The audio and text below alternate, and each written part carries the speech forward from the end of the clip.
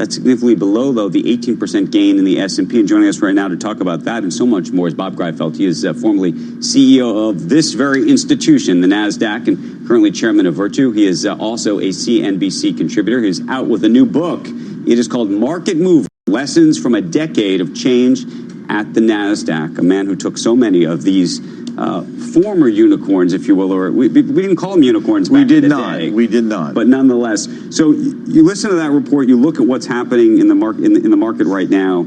Is there something fundamentally off? Is there a disconnect between the private markets and the public markets? Well, I would say this. The public market is putting another level of discipline in terms of valuations. And I think it's important to recognize that the IPO market was getting quite what I call bubbly.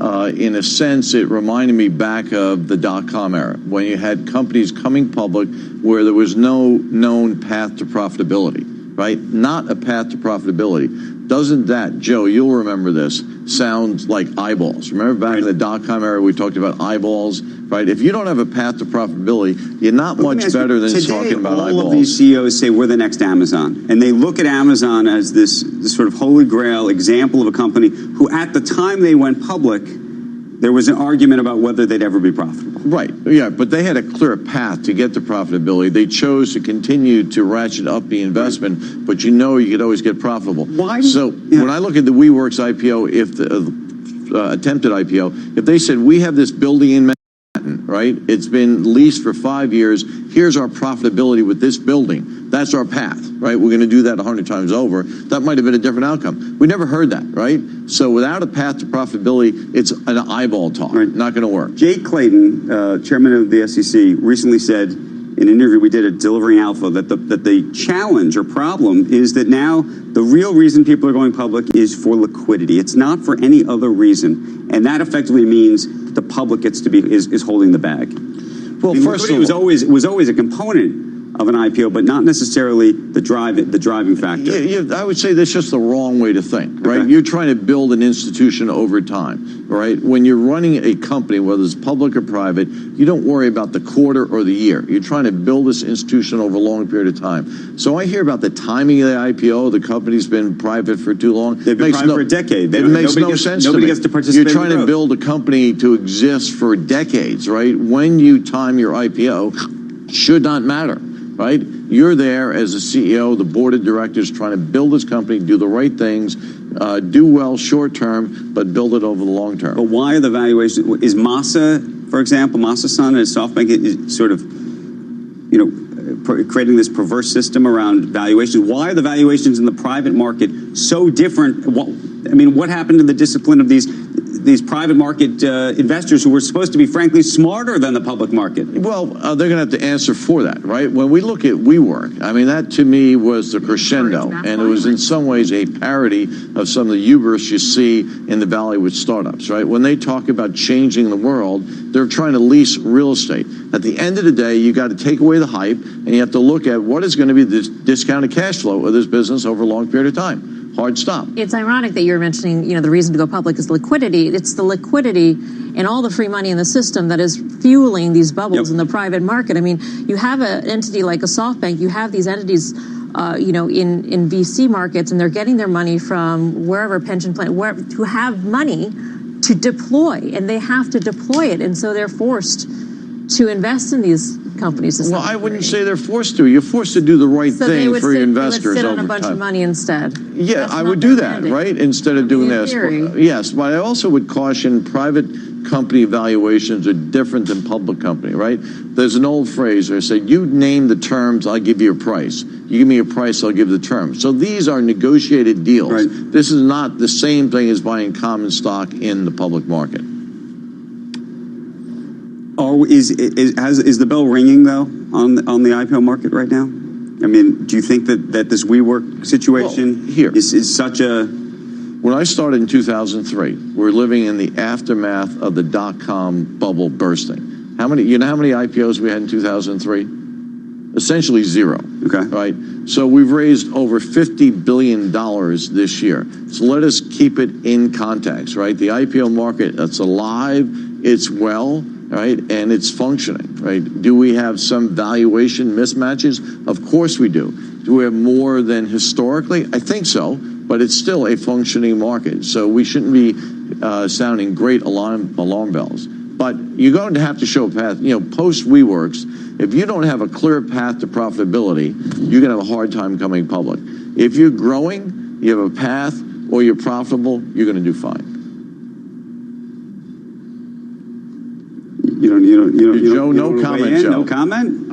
I would say that I agree with Bob's first comment, that if you had a .com in 99, pets.com, anything, you did well. Now you just say, hey, you're Peloton, I got software so that you hook me up to the internet, and I'm an internet. Anybody who's, it's the same. And Peloton is still trading 9 or 10 times revenue. None of these companies are technology companies. So you call that a failure? I don't. A lot of publicity, the pricing is not good. 9 times revenue, 10 times revenue. By any historical measure, that's a very rich valuation.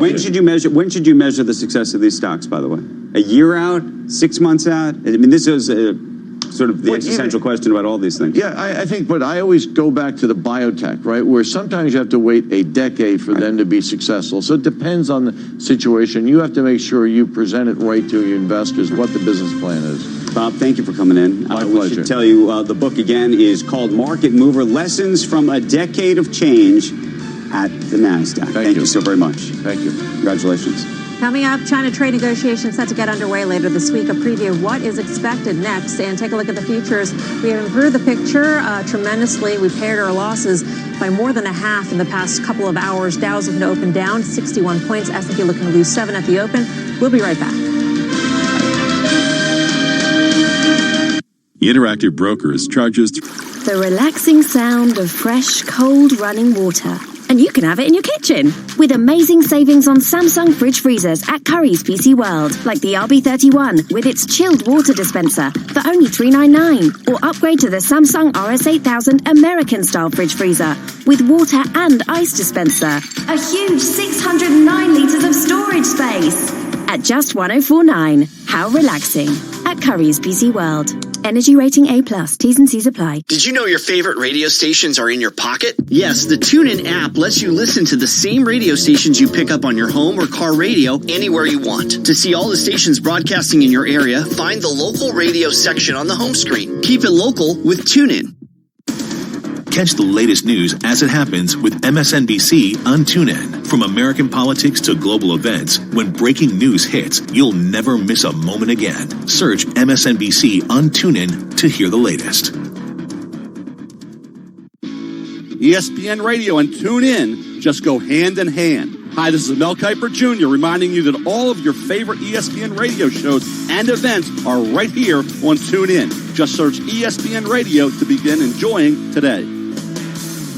Here's a swing and a drive deep to right field. Looking up. Goodbye, baseball. Between game-winning shots and walk-off homers, follow TuneIn on social media to discover the latest and greatest in live sports. With the 24th pick in the 2019 NFL Draft. From live reminders that the biggest MLB games are on the air, to recommendations of the best new sports talk shows and podcasts. He's going to be fine. He's going to be good right away in 3 years. Follow at TuneIn on Facebook, Twitter, and Instagram to get the most out of TuneIn. Hong Kong trying to recover this morning after a night of violent clashes. Protesters defied government threats about wearing masks and were met with tear gas. The metro is only partially functioning because of serious vandalism to stations. More protests are planned for tonight. This all comes as trade talks between the U.S. and China are set to resume this week. Chinese officials are reportedly growing hesitant to pursue a broad deal.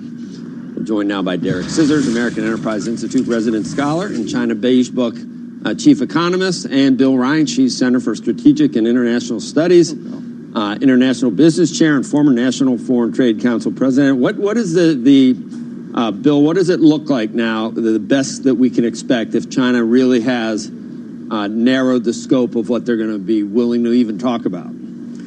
I think the best you see in the short run is that nobody walks away and they agree to have another meeting.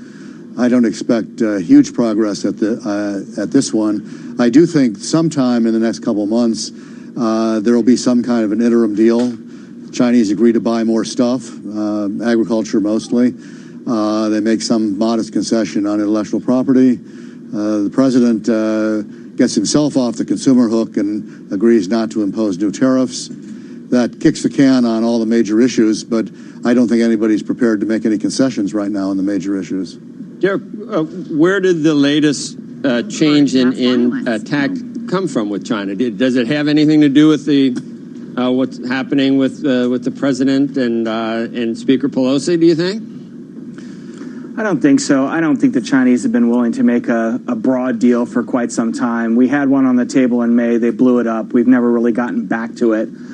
So I don't think it has to do with impeachment or the president's comments about investigating the Bidens. I think they feel like, hey, we've gotten to this point. We can stall for another year, especially if Bill's right and we get kind of a partial deal that keeps the president from attacking them with more tariffs as scheduled on December 15th. I agree with him. Those are unlikely to go into place. So then take the other side and President Trump at this point, given that he's dealing with a lot of things domestically, is he more likely to agree to less at this point to get it off the table? Well, eventually, yeah, but I think the timing is important here.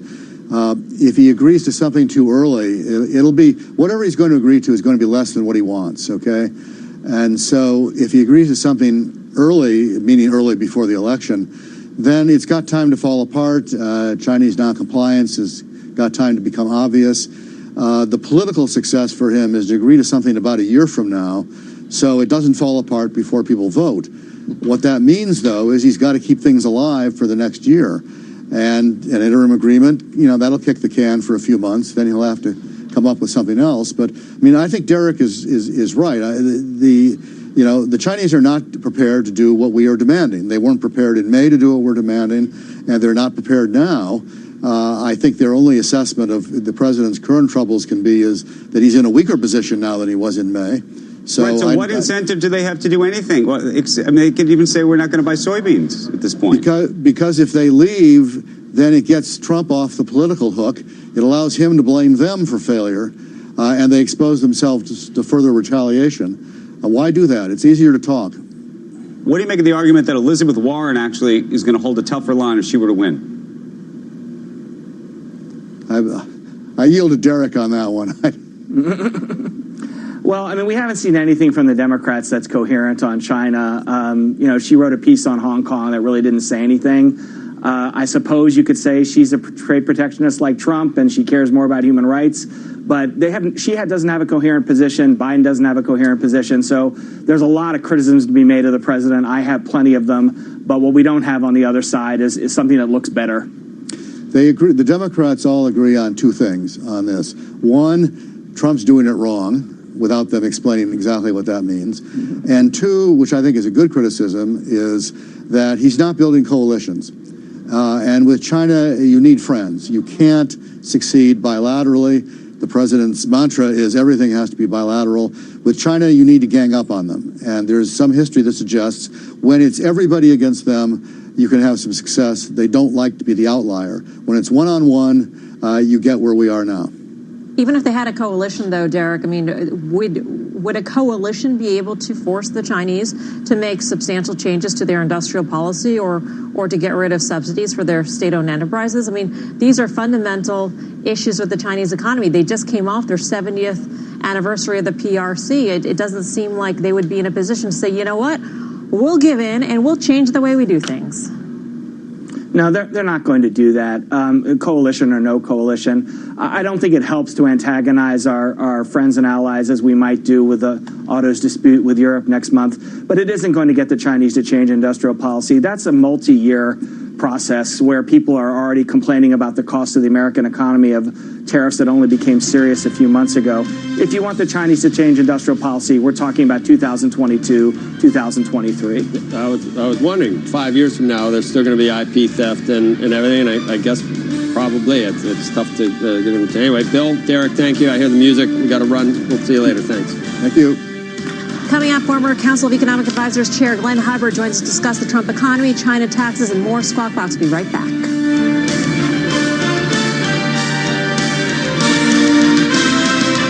Meeting people is my life. You don't just live in one room, so why should you Wi-Fi? With Sky Broadband's Wi-Fi guarantee, you'll get Wi-Fi in every room or money back. Perfect for food shopping in the bedroom, gaming in your PJs in the lounge, or streaming sci-fi movies in the kitchen. Get Sky's super-fast broadband and Wi-Fi guarantee. £32 a month for 18 months with $19.95 setup.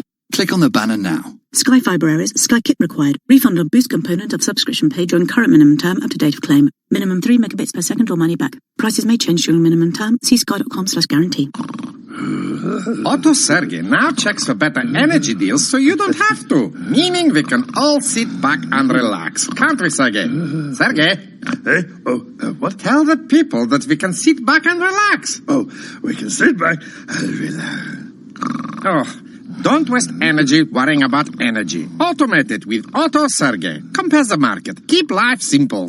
Customer preferences determine alerts based on tariff type, payment type, supplier rating, and minimum annual saving of £50. Major League Baseball postseason is in full swing, and TuneIn Premium puts you at field level for every... And it's a home run! Single... And gone! Game. And that gone, a home run! With TuneIn Premium, catch every pitch of every inning of every Major League postseason game until the final out of the World Series. 0-2 pitch, little half swing, and it hit... At home or on the road, Major League Baseball's postseason action is on TuneIn Premium. And that ball is gone! Upgrade today. Next time you look up at the stars, think about this. Inside you are the remains of a stellar explosion. You are made of stardust. And without the stars, there wouldn't be us. I'm Guy Raj, the wonders of the universe and the people who still look up every night. Next time on the TED Radio Hour from NPR. You can subscribe to the TED Radio Hour on TuneIn. The Better Network is now on TuneIn. This is Brent Musburger. Search the Better Network. That's the BETR network. And then let us get you better prepared to better enjoy the day in sports. The NFL, college football, basketball, hockey, baseball. Sharpen your edge. The Better Network is now on TuneIn. Be better informed. Be better prepared. Search the Better Network. That's BETR. Big week for the markets. China trade talks back in focus as investors try to figure out what the latest jobs numbers mean for the economy. The Fed's next move. Data's been shaky lately, but markets are still near all-time highs. We'll talk to two experts on what the central bank is thinking. And a giant in the housing sector joins us live. Quicken Loans CEO Jay Farner sounds off on mortgages, interest rates, and more. The final hour of Squawk Box begins right now.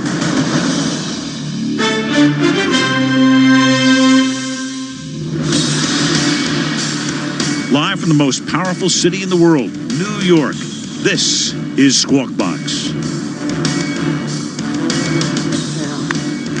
Good morning and welcome back to Squawk Box here on CNBC, live from the NASDAQ market site in Times Square. I'm Joe Kernan, along with Andrew Ross Sorkin. And Melissa Lee Becky is off today in the futures. They were down triple digits. They're down 40 or 50. Now they're down 75.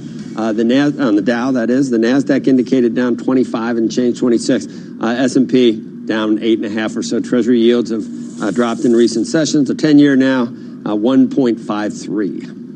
Okay, a couple big stories that investors are going to be watching this morning. Here we go. General Electric taking steps now to shore up its pension plans. Actions taken this morning will cut its pension deficit by up to $8 billion and net debt by up to $6 billion. GE plans to freeze that plan for current employees and offer a lump sum option for retirees who haven't yet started to collect benefits. Those who have started to collect are unaffected. So a lot of GE folks and alumni going to be focused on that this morning. Talks to end a 3-week-old strike by workers at General Motors have now apparently had a setback. A union official saying the talks took, quote, a turn for the worse over the weekend.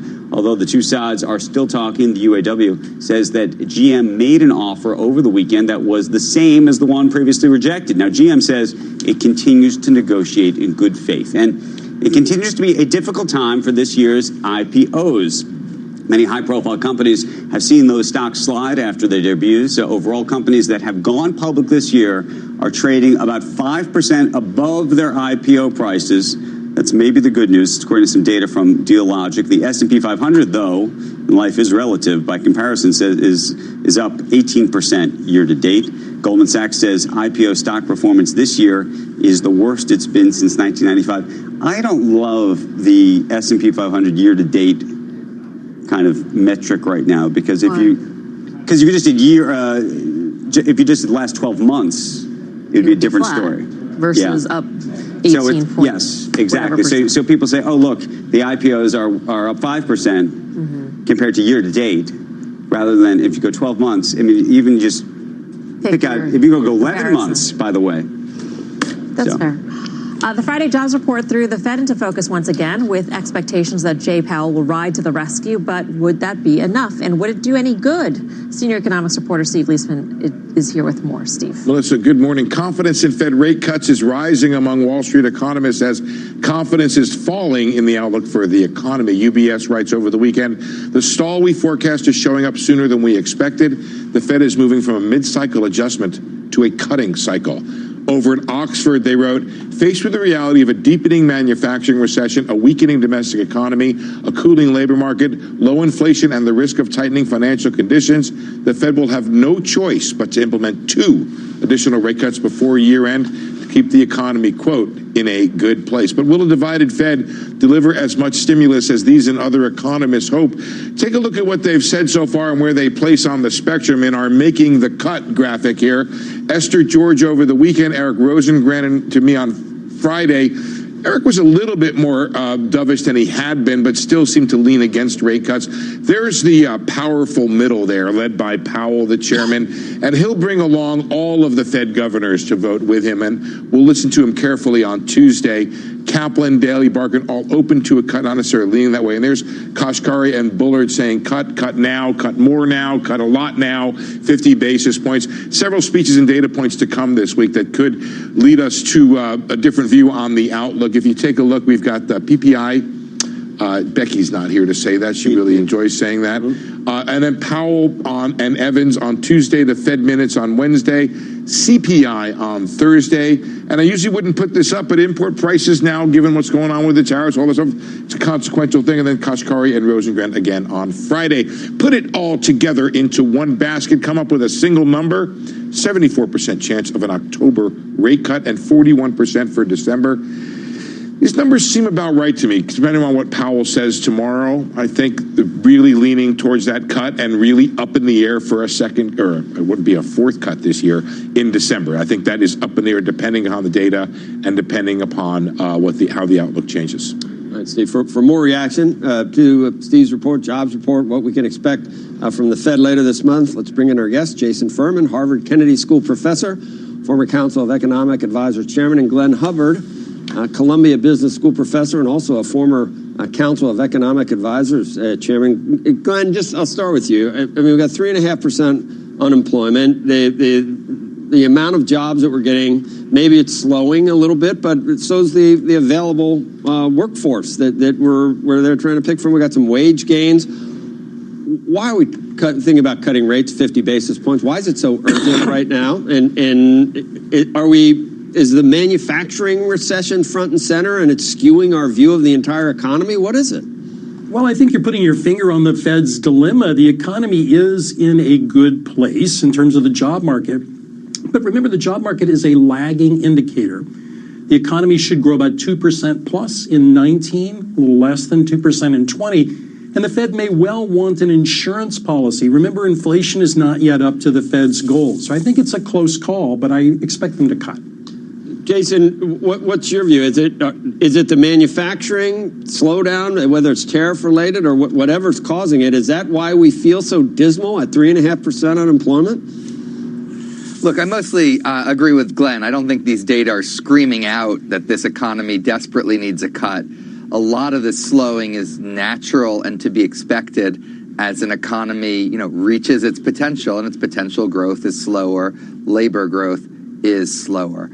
I think what's worrying is partly some sectors like manufacturing, but also if you look at the data, some of the softer data based on surveys on sentiment is weaker than some of the harder data like the jobs numbers. Maybe that softer data is telling us something about the future. Maybe we want to take insurance out against that. The Fed seems to have the 75 basis point adjustment in their heads they cut in October, they will have done that 75 basis point adjustment. Jason and Glenn, I've been thinking a lot about the question Joe asked you, which is it a weakening economy or is it a tight labor market? And I actually come to the conclusion it doesn't matter in the sense that in both instances, the economy will slow. But the policy response would be very different, right? So let me just start with Jason. If it's a tight labor market, the Fed should probably not be cutting.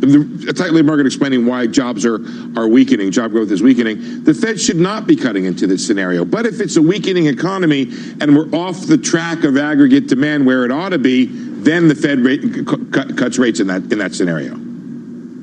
Yeah, I agree with you exactly. I mean, you can look at it from the labor market side. You can look at it from the GDP side. I think our potential growth rate is 1.75%. We've been above that because the unemployment rate's been falling. The unemployment rate can't fall forever. When we get to 1.75 growth, I don't think we should be, that upset. We can do structural policies, reforms that raise the growth rate, but not a lot the Fed can do. The reason, though, not too worried about them overheating is wage growth is decent, but not spectacular. Inflation remains below target.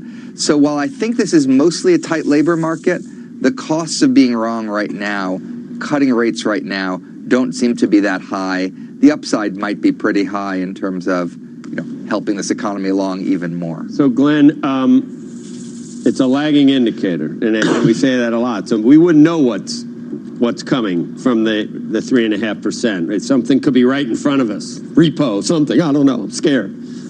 Should we be scared? Is there a 50% chance of recession between now and the end of 2020, Glenn, that we don't see, or some people do see? I really don't think so. I mean, I agree with what Jason said about the tightness of the labor market, but there is a view within the Fed. Rich Clarida, the vice chairman, has articulated it well, that maybe the natural rate of unemployment is lower than we used to think, which may give the Fed some room to move here. The Fed does need to be more articulate about its long-term inflation objectives and how it's going to get there. But I just don't see the screaming case for a major rate cut, as opposed to some smaller insurance cut. What worries me, and I think is showing up in the sentiment numbers, is the policy uncertainty, which is clearly weighing on business people. Not the Fed's policy uncertainty, but the government's. And that can be self-fulfilling then. The business. Yes. So if the guys that make the decisions aren't sure about what's happening, they can actually, sort of a self-fulfilling prophecy based on what they decide to do with capital expenditure. Absolutely. So we're counting on those guys then. Joe, I need to tell you the truth here, and with Jason and Glenn here, I think they need to be nice. I think they need to. They can see what they think about this. I don't think the economics profession has any real tried and true way of knowing if a recession is coming. Right. We can look at the data. We can tell you what happened last time there was a recession, but almost certainly, if we look at two different recessions, we would find two different sets of leading indicators leading up to it. Glenn, am I wrong here? Am I missing something we don't have? You're not. I mean, if you look at blue chip consensus, just historically before a recession, it's very hard for even business economists who do this for a living to predict recessions very well. What we can do, though, is say which forces we should be watching closely, whether you're the Fed or the government, but the actual prediction is difficult. And Jason, I think the other way to look at it is if you don't have the economists, what do you have? I don't think the traders or the market is much better. Yeah, I agree with that, especially given that the gauge we use to measure the market, something like the yield curve, has a different reading when monetary policy is being conducted in a different way with the size of the Fed's balance sheet right now. I think, the unpredictability that we always have is compounded now by the policy uncertainty. Some of what happens to the economy over the next year depends on choices that President Trump is going to make about trade policy. I can't predict what he's going to do. I'm not sure he can predict what he's going to do. So I don't know how anyone can know the answer to that. You've all chosen this, this field. Would any of you be opposed to, if we were to change the Nobel Prize for Economics to like a Nobel Prize for video game development or something, or maybe a Best Picture Nobel Prize. I mean, it's fake. There's no reason to give it to an economist, Glenn. You know nothing. No. You know nothing. Seriously, the vast bulk of what economists do is things other than predicting. Oh, now they're No. So You don't get a Nobel Prize for predicting. And you don't want to get rid of the Nobel Prize before Glenn gets it. After Glenn gets it, it's not. It's from some committee. It's not. Alfred Nobel knew not to make an economics Nobel Prize, and some committee. I think you like video game or best picture Nobel. I like maybe best picture Nobel. It's beginning. How long is this going to go on? 2 weeks until the prize comes out, and then another week afterwards. We're going to do this. What you're missing is the incredible benefit that the economics brings to society in terms of making critical choices. I mean, don't you think and figuring out the right things to do? Should have won a Nobel Prize for how popular. Your check is in the mail, Steve. Thank you. Yeah, you guys. You should have done something else, something worthwhile with your lives. As like TV anchors. Yeah. All right. You do both. I do both. Yeah. So that's even useless in both regards. On the one hand and on the other hand. Okay. Coming up when we return. A different take on the economy from the viewpoint of an American homeowner. Quicken Loans CEO Jay Farner is going to join us. Talk about the U.S. mortgage demand and what's this year's drop in interest rates has meant for the housing industry, stakeholders, and more. Stay tuned. You're watching Squawk on CNBC. When you retire, Introducing the Vauxhall Corsa Black Alloy Sat-Nav sports seats, heated steering wheel and much, much more as standard edition. Or the Corsa Griffin for short. For just $169 a month and $169 initial rental while stocks last. All Griffin, no bull. Search Corsa Griffin. Available at participating retailers. Personal contract hire on Corsa Griffin 3-door 1.475 PS. Subject to status, T's and C's 18+. Initial rental 169 plus 47 months at 169. Contracted mileage 24,000. You will not own the car. Vauxhall Finance Leasing. Like what you're listening to? Want to make getting back to it easier? Use the favorite button to keep track of the stations and podcasts you love on TuneIn. Just tap or click the heart icon to add it to your favorites. Then find all your go-to audio under the Favorites tab. Pretty easy, right? NFL fans, football lives on TuneIn Premium. Wait, the pro size, no, the ham size. He breaks 3 down to the 5. He's in. Touchdown! Tonight, TuneIn has your Monday Night NFL football with the Cleveland Browns at the San Francisco 49ers. Kickoff at 8:15 p.m. Eastern. Trying to dive. It is touchdown. 20 to the 15 to the 10. 5. Mike Evans. Touchdown. At home or on the go, hear the home and away call of every NFL game this season on TuneIn Premium. Upgrade today. TuneIn puts you on the sideline for the 2019 college football season free all year long. With college football on TuneIn, hear the home and away call for more than 140 schools live, regular season matchups and rivalry games, conference championships and bowl games, the college football playoff. The throw, he steps up, he's going deep down the right side. Andrews. You can listen to it all for free. The end zone, touchdown. At home, on campus, or on the road, hear the excitement and pageantry of college football all season long free on TuneIn. Major League Baseball postseason is in full swing, and TuneIn Premium puts you at field level for every. And it's a home run. Single. And gone. Game. And that gone, a home run. With TuneIn Premium, catch every pitch of every inning of every Major League postseason game until the final out of the World Series. 0-2 pitch, little half swing, and it hit. At home or on the road, Major League Baseball's postseason action is on TuneIn Premium. And that ball is gone. Upgrade today. Next time you look up at the stars, think about this. Inside you are the remains of a stellar explosion. You are made of stardust. And without the stars, there wouldn't be us. I'm Guy Raj, the wonders of the universe and the people who still look up every night. Next time on the TED Radio Hour from NPR. You can subscribe to the TED Radio Hour on TuneIn. Welcome back to Squawk Box this morning. Take a look at the futures right now as we set ourselves up for the open a little over an hour from now. Dow looks like it would open off about, we'll call it 67 points right now. NASDAQ off about 21 points. S&P 500 off about 8 points. Some news today in the housing market. Quicken Loans announcing customers can now take advantage of electronic mortgage closings in all 50 states. It is the first lender with this capability. Joining us now with more on this news as well as the health of the mortgage market, Jay Farner, the CEO of Quicken Loans. Great to have you with us. Yeah, good morning. What exactly does this mean for consumers? I mean, the whole process for, when you get a mortgage through Quicken is electronic, and now you can actually close electronically. So you don't really have to hire a lawyer. You don't have to interact with anybody. It's all pushing buttons. Well, with Rocket Mortgage, the complete application process was electronic, but still at closing, up until a few months ago, you were doing some paper signing, and now we've got e-closing. So that means that you can electronically sign your closing. It keeps things organized. As everybody knows, you get hundreds of documents, but more importantly, it gives us flexibility. So, for example, let's say you were in the Army and you were serving overseas. You would be able to sign electronically, remotely, without having to have a printer and print that documentation and notary and those sorts of things. Does it save on closing costs? It certainly can help. Yeah, as we bring in efficiencies, all that gets passed along to the consumer. By how much, approximately, on average? I don't think we've gotten to that place yet. I think about 95% of all closings here in the country have been conducted by Quicken Loans and Rocket Mortgage. So we're still working through the system and figuring out. And the big win for our clients is the flexibility.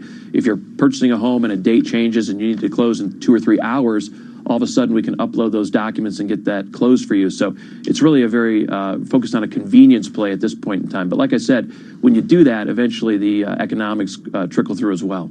Second quarter for Quicken Loans, best ever, $32 billion in closed loan volume. Third quarter is tracking to be what?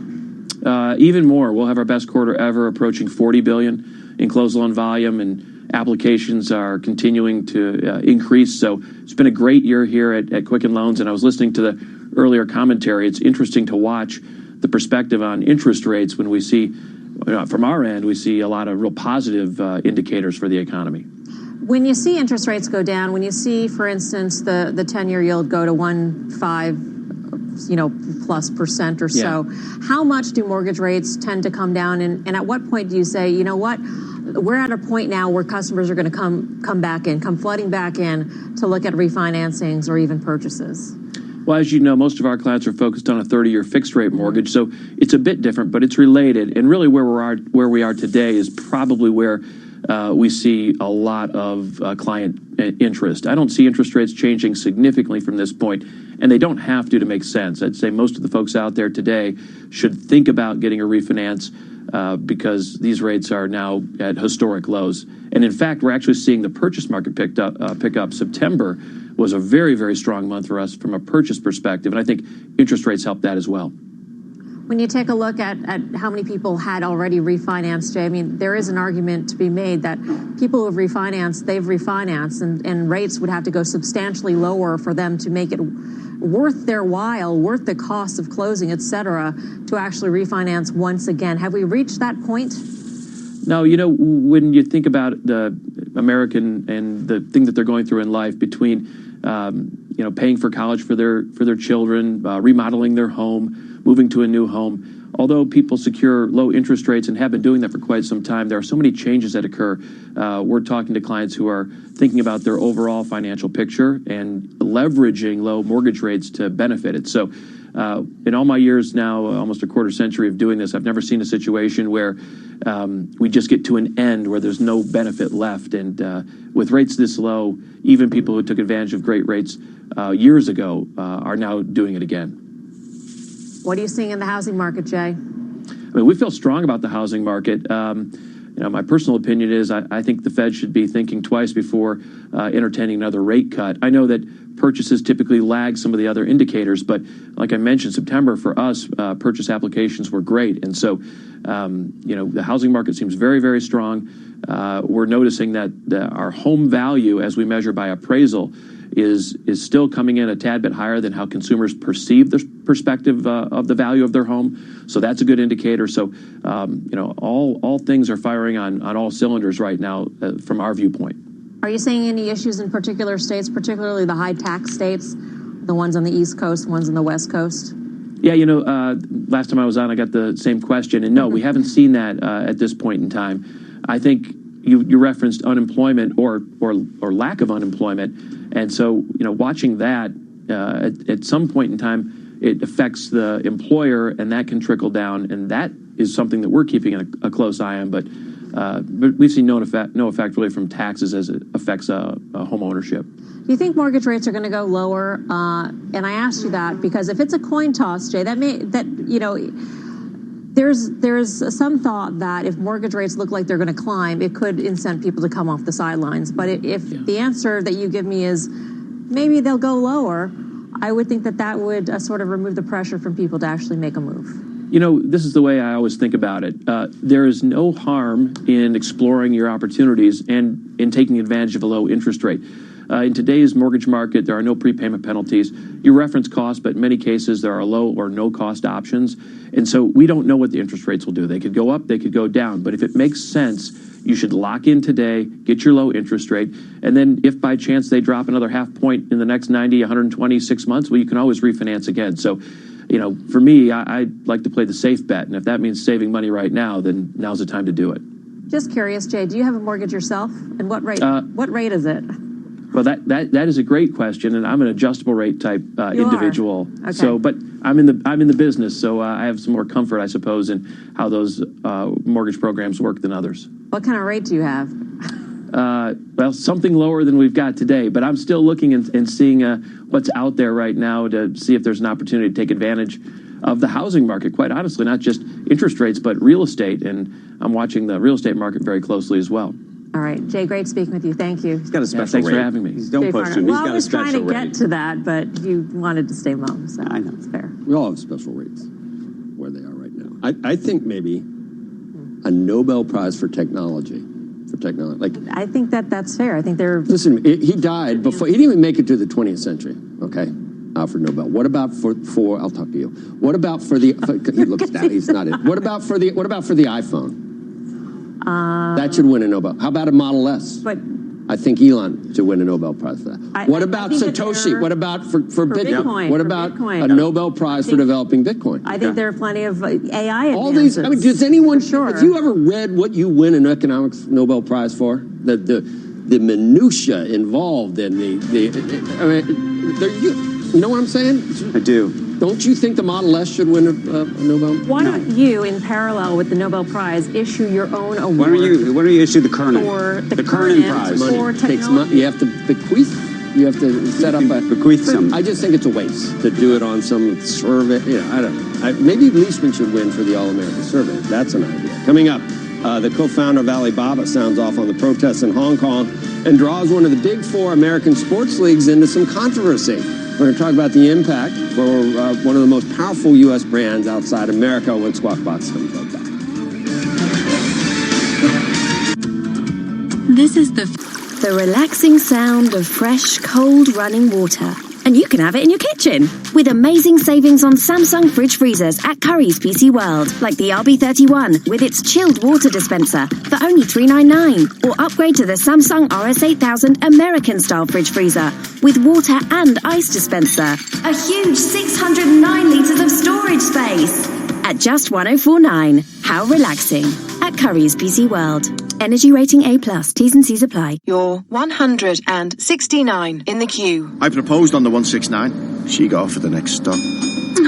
You're my 169th greatest lover. The number 169 never screamed going places until now. Get the Toyota Aygo X-Play for only £169 deposit, then £169 a month with 0% APR representative. Just go. Aygo. 0% APR representative on new sales of Aygo X-Play over 48 months. £169 per month. Customer deposit of £169 when proposed and approved via Access Toyota by 31st of October 2019. £3,487.50p optional final payment. Subject to status to over 18s. Indemnities may be required. Conditions apply. Toyota Financial Services. Catch the latest news as it happens with MSNBC on TuneIn. From American politics to global events, when breaking news hits, you'll never miss a moment again. Search MSNBC on TuneIn to hear the latest. Get social with TuneIn. Follow TuneIn on Facebook, Twitter, and Instagram for the latest and greatest audio happenings across the app. Explore exclusive content. It's called Indie. Learn about the hottest new podcasts. The Nostalgia Mixtape, a new podcast hosted by yours truly, Savannah Shroudy. And get alerted when the big game's about to begin. This Sunday is Championship Sunday, when we'll find out which two teams are going to play for the Lombardi Trophy. Add TuneIn to your feed and be in the know when it matters most. ESPN Radio and TuneIn just go hand in hand. Hi, this is Mel Kiper Jr. reminding you that all of your favorite ESPN radio shows and events are right here on TuneIn. Just search ESPN Radio to begin enjoying today. ESPN Radio and TuneIn just go hand in hand. Hi, this is Mel Kiper Jr. reminding you that all of your favorite ESPN radio shows and events are right here on TuneIn. Just search ESPN Radio to begin enjoying it today.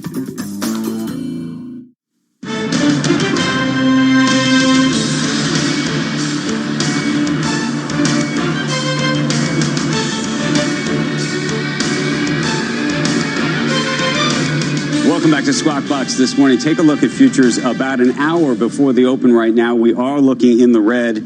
Dow off about 67 points right now. NASDAQ off about 23 points. S&P 500 off about 8 points.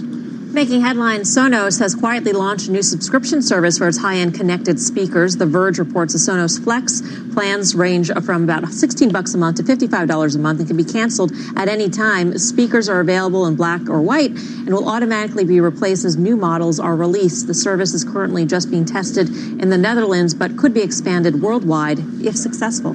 And Tesla is soon going to let you customize sounds for the horn when your car is moving at low speed. CEO Elon Musk saying that the full selection isn't available yet, but he tweeted a few options such as goats, rushing wind, and even the horse clopping sounds from the movie Monty Python and the Holy Grail. Musk says he may even consider allowing drivers to upload their own sounds, kind of like when your phone rings, I guess. You're going to need it when you're calling your car to come from the parking lot to pick you up. I don't know if you saw the story last week where they're hitting people in the parking lots and all this kind of near accidents. NHTSA is investigating. I just want a louder horn. I don't really want a louder horn. I want a louder horn. I've gone through horns. You already have a loud horn.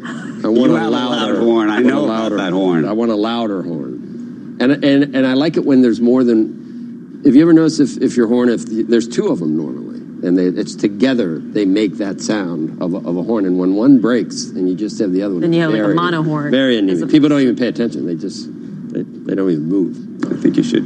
Coming up, updates on some of the top tech headlines you need to know heading into the trading week, including the controversy inundating the NBA and Chinese e-commerce luminary. Details are straight ahead. Stay tuned. You're watching Squawk Box on CNBC. I heard you guys have Workday now. Yeah, they're a great partner. Get ready for Brexit on the 31st of October. Find out what you need to do to prepare at gov.uk/Brexit. You're 169 in the queue. I proposed on the 169. She got for the next stop. Oh, you're my 169th greatest lover. The number 169 never screamed going places until now. Get the Toyota Aygo X-Play for only £169 deposit, then £169 a month with 0% APR representative. Just go. Aygo. 0% APR representative on new sales of Aygo X-Play over 48 months. £169 per month. Customer deposit of £169 when proposed and approved via Access Toyota by 31st of October 2019. £3,487 and 50p optional final payment. Subject to status to over 18s. Indemnities may be required. Conditions apply. Toyota Financial Services. Fortunately, there's only a 1 in 11 million chance of being bitten by a shark. Ow! Oh, unlucky. Never mind, at Curry's PC World, there's a 1 in 10 chance to get half your money back on all 2019 LG OLED TVs, like the LG C9, described by Which as simply the best. Its OLED technology brings nature alive with astonishingly accurate colour and clarity, and there's up to £500 off. So the question is, are you feeling lucky? At Curry's PC World. T's and C's apply. GB16 plus. See currys.co.uk. TuneIn puts you on the sideline for the 2019 college football season free all year long. With college football on TuneIn, hear the home and away call for more than 140 schools live, regular season matchups and rivalry games, conference championships and bowl games, the college football playoff. The throw, he steps up, he's going deep down the right side. Andrews. You can listen to it all for free. The end zone, touchdown. At home, on campus, or on the road, hear the excitement and pageantry of college football all season long, free on TuneIn.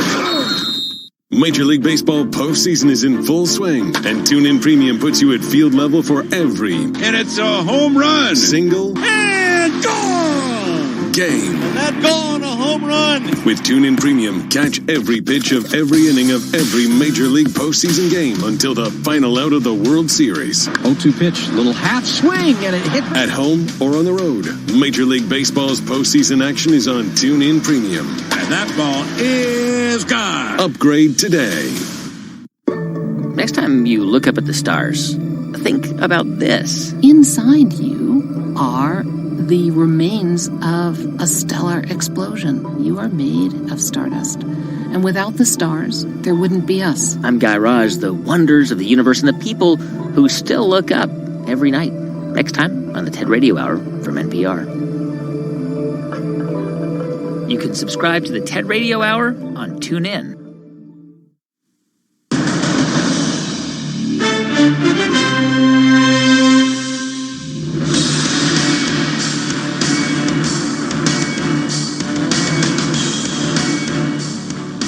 Welcome back to Squawk Box on CNBC, live from the NASDAQ market site in Times Square. Here's some of the stories that investors could be talking about today. Kansas City Fed President Esther George says the Fed should not cut rates to combat low inflation. George says that current inflation levels are largely a result of global forces that U.S. monetary policy can do little to counter anyway.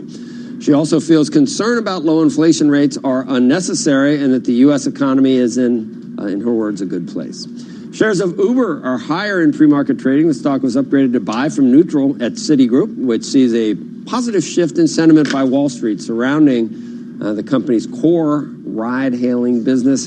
And HSBC is reportedly planning to cut up to 10,000 jobs, or more than 4% of its workforce. The FT says that the bank's interim CEO is looking to slash cuts across that company. I think Uber could win a Nobel Prize for that business model.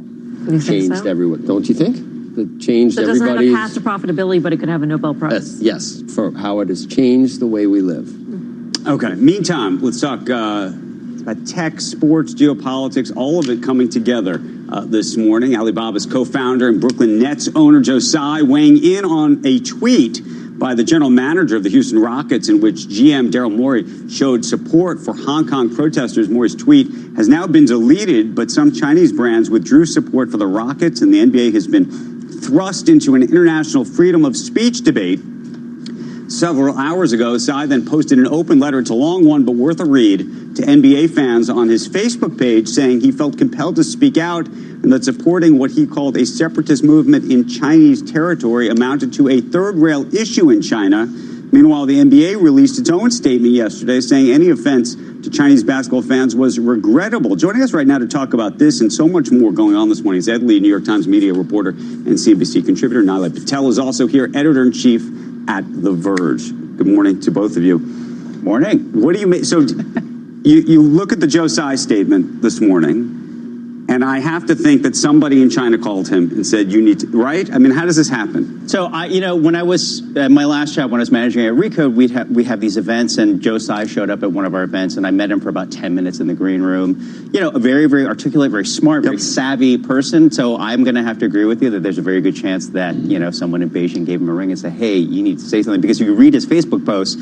it's like Beijing could not have written it better themselves, right? Yeah, it's Chinese Wikipedia. Yes, exactly. It's a textbook. It's very in lockstep with their messaging for years and years and years. Okay, but what does this say in the larger picture about the NBA? And we can talk about U.S. companies more broadly, but I'm thinking the NBA, which has taken a very progressive view of giving its players and its members an opportunity to speak out on all sorts of social issues. In a way, frankly, they were given a lot more credit than the way the NFL had handled some of the situations in terms of the knee on the field 2 years ago and the like. Does this change that dynamic? I think it is fascinating that James Harden was like, we apologize to China. That is a remarkable position for a player to take. Look, this is not the first time big American business has run right into Chinese politics. Marriott fired like a 49-year-old social media manager for liking a Facebook page, just liking. He didn't say anything, he just liked a Facebook page from a Marriott account. I think Gap once was forced to recall a T-shirt that had the wrong map. It didn't include Taiwan. This is it is a third rail issue in China. I thought that Joe Tsai statement was notable because it did not reflect any of the attitudes or concerns of the people in Hong Kong, which also has a Do you think the NBA gets any backlash in the United States over this issue? Meaning, Senator, even Sass has already said something. Well, Ted Cruz and also Beto O'Rourke are on the same side of this, apparently. But These do you rare. think that U.S. citizens and NBA fans in the United States say there's a problem here now with the NBA? I think it's the preseason for the NBA, and I think once games start, the nature of sports. You brought up the NFL. The middle of the NFL season, the Packers beat the Cowboys yesterday. It's a great game for me personally. You know, it was close. Did you watch the end? I did. It was a heart attack for me. I came out ahead. That was really sad. They looked like they were maybe going to do it, tie it up. I had Dallas. Oh no, I'm from Wisconsin. I represent. Okay, of course you had Dallas, Joe. Look, the NFL's back in full swing. That game is great. It has its own set of social issues. It signs a deal with Jay-Z. It's got Jennifer Lopez and Shakira at halftime. Once the season's underway and the games start, the American public tends to move on very quickly. How this goes on in China, I think, is a big deal for the NBA. That's a big market for them. And as we stay in the trade war, in the context of overheated international relations in this country, how does every company that has a big business in China carry? Well, also, and for NBA fans in the U.S., I mean, the Hong Kong protesters it's not as tactile an issue for them as what Kaepernick was protesting on the field. Broadly about U.S. companies doing business in China and what they can or cannot say. Well, and does this take note of just how in lockstep the Chinese were, right? The sponsors, the Chinese Basketball Association, Tencent, which streams all these games, they have a $1.5 billion deal with the NBA. They immediately shut it down. They're like, we're not. Recently took off, just this morning, took off all the Houston Rockets. So if you're going to do business in China, if you want those dollars, if you want those fans, like you can't. Even a tweet like that, even you can't even surprised any players haven't come out now against the league? It's interesting that the players have. Everyone's sort of within the NBA in lockstep, which is actually different than other leagues.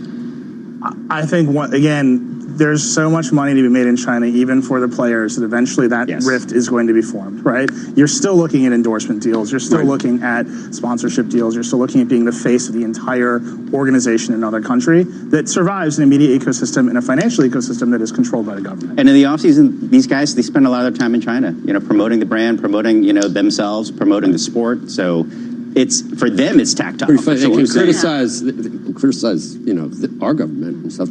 Criticize Trump, to some extent, but you can't criticize China. That's an interesting dynamic. China's a totalitarian government. Yeah, it certainly is. What's interesting, just as a person like Joe Tsai, we're allowed to criticize it here. So he's actually Taiwanese by his family's from Taiwan. So if you really follow the geopolitical politics of China, that's an interesting position for him to be in. For a very long time, wrote about him many, many years ago. Yes. He went to school in the United States. Yes. Lawrenceville, he went to Yale. But Alibaba is a Chinese company. Absolutely. And his fortune is, of course, Chinese. I want to switch topics this morning because another big issue in the news, SoftBank CEO Masa-san telling a Japanese magazine that he's, quote, embarrassed and flustered by his track record. Of course, SoftBank portfolio company WeWork just recently pulled its IPO, and valuations of other key investments have fallen. What do you think's going on here?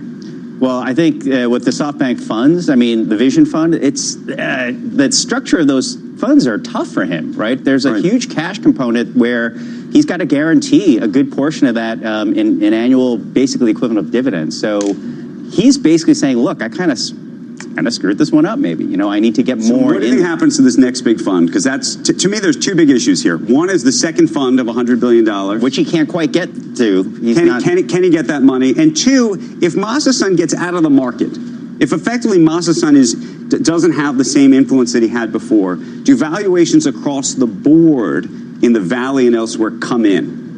I think the valuations of the first Vision Fund companies and his investments and the scale of that fund represent the promise of monopoly profits, right? WeWork, Uber, all of them we're going to lose money at alarming rates to take over the entire market. We're going to value these companies extremely high. No one can compete. If it works, it works. And you see in those markets, particularly Uber, that effectively became a duopoly, right? Uber and Lyft. And if Uber hadn't been managed the way it was, it might have actually defeated Lyft in the end, and it would have become a ride-hail infrastructure monopoly, and it might have returned those profits they were seeking. I think it is interesting that Masa has picked a number of entrepreneurs to go all in on that seem to have leadership issues. That would be the thing that I would focus on. Can he raise another round? I think he's got to prove that his first set of investments can return the outsized profits that sort of network effect monopoly companies are promised to deliver. Yeah, I think I agree with Neela. The whole first in, first up, that's his, I'm going to get this company because they were the first in this, we could dominate it. In terms of trying to raise a second fund, if you look at just where everything is geopolitically, right? There's people, negative interest rates around the world, and we're talking about cutting rates over here. It's fine. I'll give you some money if you're going to give me a better return than what I can get elsewhere in the marketplace. So I think that is still his pitch, ultimately. Where else are you going to park your money? Right. I can give you a better return. Do you think that his approach, though, changes in terms of how hands-off he historically has been and founder first he has been? Meaning, do you think that if you're going to take money from him in the future, that he's going to be a lot more hands-on? I think the whole conversation about WeWork is, is this a tech company? Is this a real estate company? Right. And most of those big vision fund investments are, we think we're going to value like a software company, even though what you're doing is moving cars around, even though what you're doing is buying office space.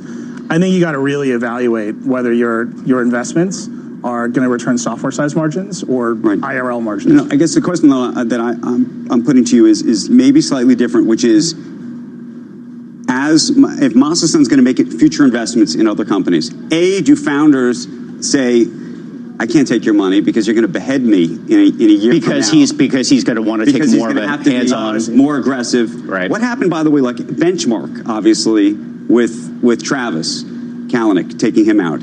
Did Benchmark have a harder time investing in future companies after that? Did they change their approach? I think their reputation has certainly changed, but I think right now, the VC firms in the Valley are going to be very happy to see the Vision Fund on its back foot. Because SoftBank has basically sort of distorted that whole marketplace just by the size of the money that it's got and what they can give. I think Masasan, his approach tends to be more hands-off in terms of, I like you, I like your style, I like your brash sort of, aggressive style, which is his own style. I think he's still going to go for those kind of personalities. I just don't know if MBS is going to go for that. That's a whole other. But that's how you have to think about it, because when you really understand the pressures that were on Masasan to turn against Adam, it was in large part because investors like Saudi and others were frustrated and upset about what was taking place. When they saw the valuation of WeWork go from $47 to $12 billion, I think that's a fair. They said, what gives? Yeah, that's fair. I think the reporting there, you're absolutely right on that. So, okay, want to switch gears where the money's coming from. Finally, and pivot to this. Another story, the record Hollywood weekend for Joker. This is the comic book film starring Joaquin Phoenix, earning $94 million at the U.S. box office. It is the most ever for an October premiere. This despite security concerns at some theaters and an R rating. I did not see it, but it is now on my list. Have you seen it? I've not seen it. Our film critic, The Verge, saw it. She actually liked it. This is a difficult movie, but she said it's worth thinking about. Didn't it win Venice or Cannes or something? Yeah, it did. Isn't the criticism that it's the main character is basically what we worry about sort of in society is these sort of, they call it incels online. Look, art's supposed to reflect culture. I think this is a story about a young man who's, unhappy with the world and then kills people on the subway. That's not a great, I think there's a lot of angst about that issue. Joker historically is not a small-time villain, right? He's trying to blow up the world. I'm astounded. This is a very small story. I'm actually astounded by the box office. That's a huge win for Warner. And huge. I think, not just domestically, but overseas as well, without China. So that's and Warner needs a win, right? Right now, as they go through that AT&T integration, there's a lot of rocky shoals for them. A win, regardless of the controversy it comes with, it's pretty good for them. Also, that comic book war between DC and Marvel, the tack that Warner's taking with DC is very different now from what Marvel had. And I just said, did you wish that the field goal had been successful to see if there was an onside kick? To just see if they could tie the game up. Weren't you disappointed that we weren't going to see that showdown at the very end? I have seen the Packers lose a contested game on an onside kick that went wrong before. I was very happy that field goal missed. And the first one made it, and there was a movement so that he had To kick it again 5 yards this further. whole thing to talk about the officiating in the NFL right now, because I'll do it with you. I thought Thank you to you. In Dallas, you guys definitely did very well, right? I think what's to watch coming up? What's to watch ahead of the Dow S&P 500 coming off a strong finish on Friday, but still down for 3 straight weeks. And check out the futures. Dow looking to lose 64 at the open. S&P looking to be down 8 points. So get you ready for the start of the trading week when Squawk Box returns. At Harefield Hospital's private facilities, we provide short-notice heart and lung appointments whenever you need us, along with advanced diagnostics and pioneering treatments with our leading experts. Whether it's a heart or lung health screening, or to see one of our expert heart and lung consultants, we provide you with specialist private healthcare, quickly, expertly, and conveniently. Book a private appointment today at Harefield Hospital by visiting rbhh-specialistcare.co.uk. Get ready for Brexit on the 31st of October. Find out what you need to do to prepare at gov.uk/Brexit. You're 169 in the queue. I proposed on the 169. She got for the next stop. You're my 169th greatest lover. The number 169 never screamed going places until now. Get the Toyota Aygo X-Play for only £169 deposit, then £169 a month with 0% APR representative. Just go. Aygo. 0% APR representative on new sales of Aygo X-Play over 48 months. £169 per month. Customer deposit of £169 when proposed and approved via Access Toyota by 31st of October 2019. £3,487.50p optional final payment. Subject to status to over 18s. Indemnities may be required. Conditions apply. Toyota Financial Services. The relaxing sound of fresh, cold running water. And you can have it in your kitchen. With amazing savings on Samsung fridge freezers at Currys PC World. Like the RB31 with its chilled water dispenser for only $399. Or upgrade to the Samsung RS8000 American-style fridge freezer with water and ice dispenser. A huge 609 litres of storage space. At just $1,049. How relaxing. At Currys PC World. Energy rating A+. T's and C's apply.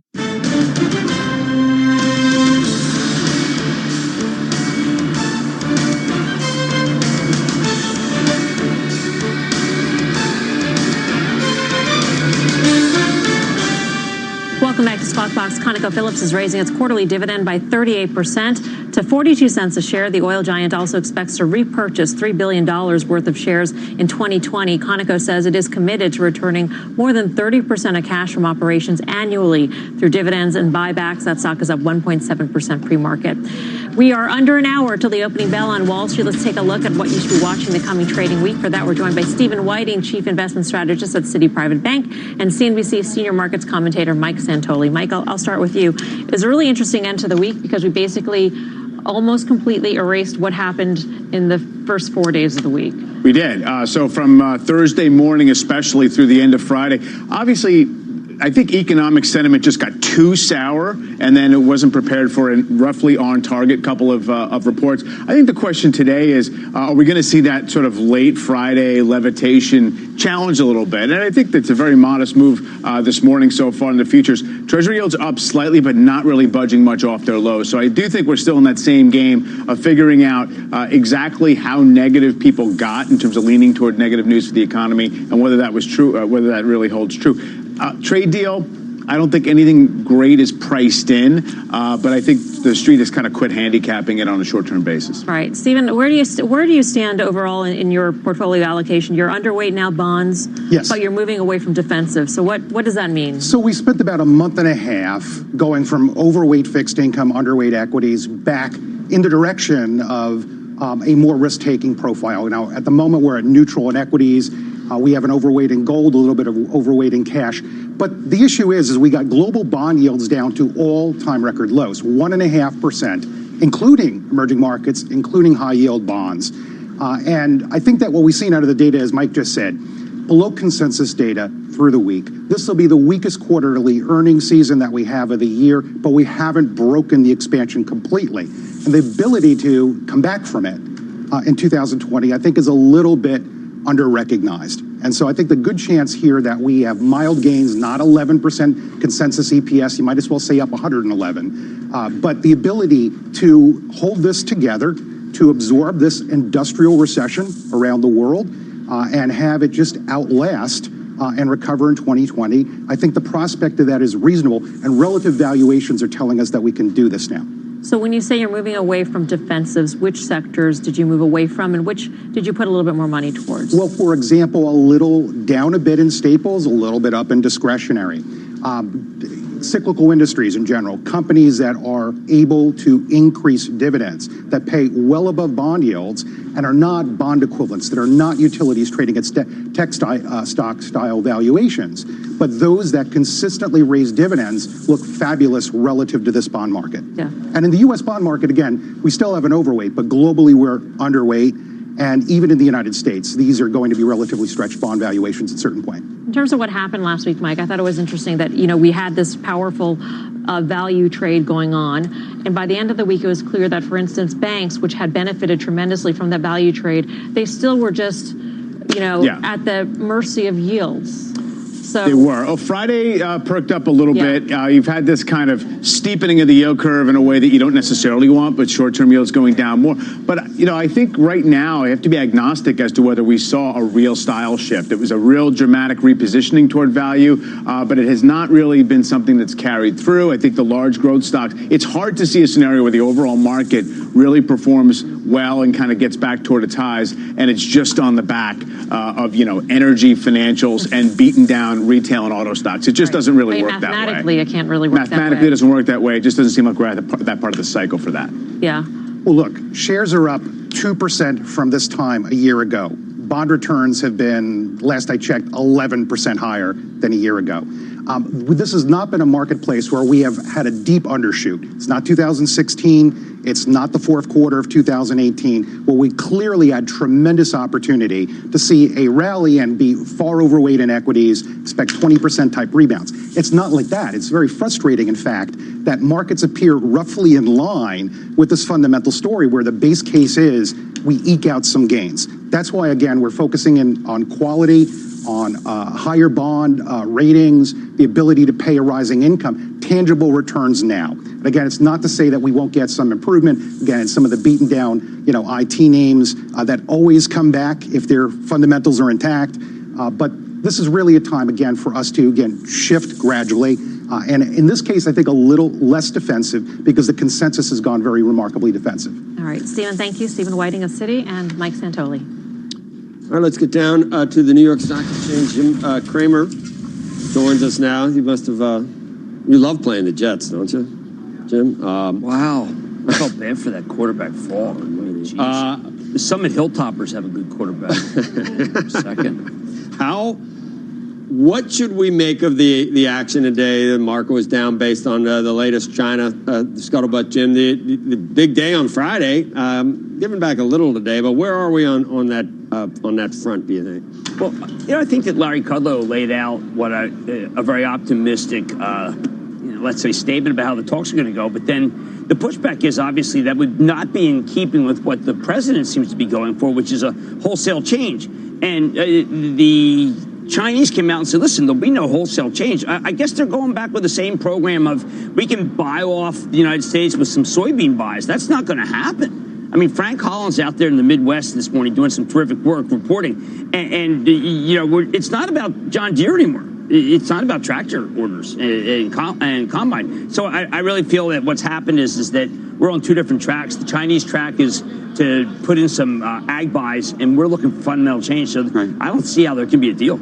Hey, Jim, I was reading your Twitter feed this morning, and you said two things that I thought were fascinating. You said, one is, I think people don't understand Warren or Trump. They think our companies sold out workers. I think that's empirical, but not recognized by anyone in the media. What do you mean? Well, I mean, if you look at Elizabeth Warren has a very long diatribe about U.S. companies selling out our own workers. And that there's always been these multinational companies that are willing to sacrifice anything for profits. That's a little bit like Trump. Now, obviously, what she's saying is I'm not even going to come to the table. I'm not willing to deal with the Chinese because they don't believe in global warming. I'm not going to go to the Chinese because they don't believe in religious freedom. I mean, she is, I'd say, far more extreme than President Trump about what it would take to be able to have a trade deal. I don't understand why the Chinese government doesn't realize if Elizabeth Warren comes in, there'll be no talks whatsoever. And she's not going to roll back the tariffs. She's not pro-tariff. but she's not going to roll them back because they're not compliant to the Paris Accords, and certainly not compliant to say something that might have happened with the general manager of the Houston Rockets this weekend, which I think is the biggest story of all. It's crazy. Mr. Furtado. I wonder what Mr. Furtado thinks. He's our guy. Wouldn't you love to know what he thinks? Right? All right, Jim, I was going to ask when we will talk about Elizabeth Warren again and whether at some point do you get defensive in the stock market if you think she's a hard liner. Why don't people realize she's much harder line than Trump? She doesn't want talks at all. All right, Jim, we'll see you in a couple of minutes. And Squawk Box will be coming right back after a quick break. You're 169 in the queue. I proposed on the 169. She got for the next stop. You're my 169th greatest lover. The number 169 never screamed going places until now. Get the Toyota Aygo X-Play for only £169 deposit, then £169 a month with 0% APR representative. Just go. Aygo. 0% APR representative on new sales of Aygo X-Play over 48 months. £169 per month. Customer deposit of £169 when proposed and approved via Access Toyota by 31st of October 2019. £3,487 and 50p optional final payment. Subject to status to over 18s. Indemnities may be required. Conditions apply. Toyota Financial Services. Hey NFL fans, can't watch the game? Can't be there? No biggie. With your TuneIn Premium membership, you have unlimited access to every team and every game in the league. Listen live as it happens or on demand. Anytime, anywhere. All season long. Search NFL today. What if you could keep up with cable news even when you're on the go? With TuneIn Premium, you can listen to MSNBC live without any commercial interruptions. All of the news, none of the ads. Listen live on TuneIn Premium today. TuneIn puts you on the sideline for the 2019 college football season free all year long. With college football on TuneIn, hear the home and away call for more than 140 schools live. Regular season matchups and rivalry games. Conference championships and bowl games. The college football playoff. The throw, he steps up, he's going deep down the right side. Andrews. You can listen to it all for free. The end zone, touchdown. At home, on campus, or on the road, hear the excitement and pageantry of college football all season long free on TuneIn. Want to know what's happening in right now? The latest headlines are just a tap away with Fox News Talk on TuneIn. When news breaks, get up-to-the-minute coverage on developing stories from around the world. Plus, hear all the Fox shows you watch on your TV. Listen to Fox News Talk around the clock on TuneIn. The MLB is in full swing. Looking up, and this one is up and out. A home run. Swung on and into the air to deep left. That ball is high. That is far. That is gone. To listen, just search MLB Today on TuneIn Premium so you don't miss a moment of the games on TuneIn. Get social with TuneIn. Follow us on Facebook, Twitter, and Instagram for the latest and greatest audio on the app. Explore exclusive content. Learn about hot new podcasts and get alerted when the big game, well, it's about to begin. Add TuneIn to your feed and be in the know when it matters most. Quick final check on markets. Dow off about 68 points right about now. NASDAQ looking to open down about 29 points. The S&P 500 looking to open off about 9 points. Let's show you the 10-year note real quick right now. You're looking at that at, we're at 1.544. In the meantime, Melissa, thank you for hanging out with us this morning. Joseph, thank you as always. Nobel Prize for Physics tomorrow. Nobel Prize for Physics tomorrow. Literature on Thursday. We've got the whole... Two literature. Two literature. Two literature is going to be a Chemistry big week. on Wednesday. Be sure to join us tomorrow. Squawk on the Street begins right now.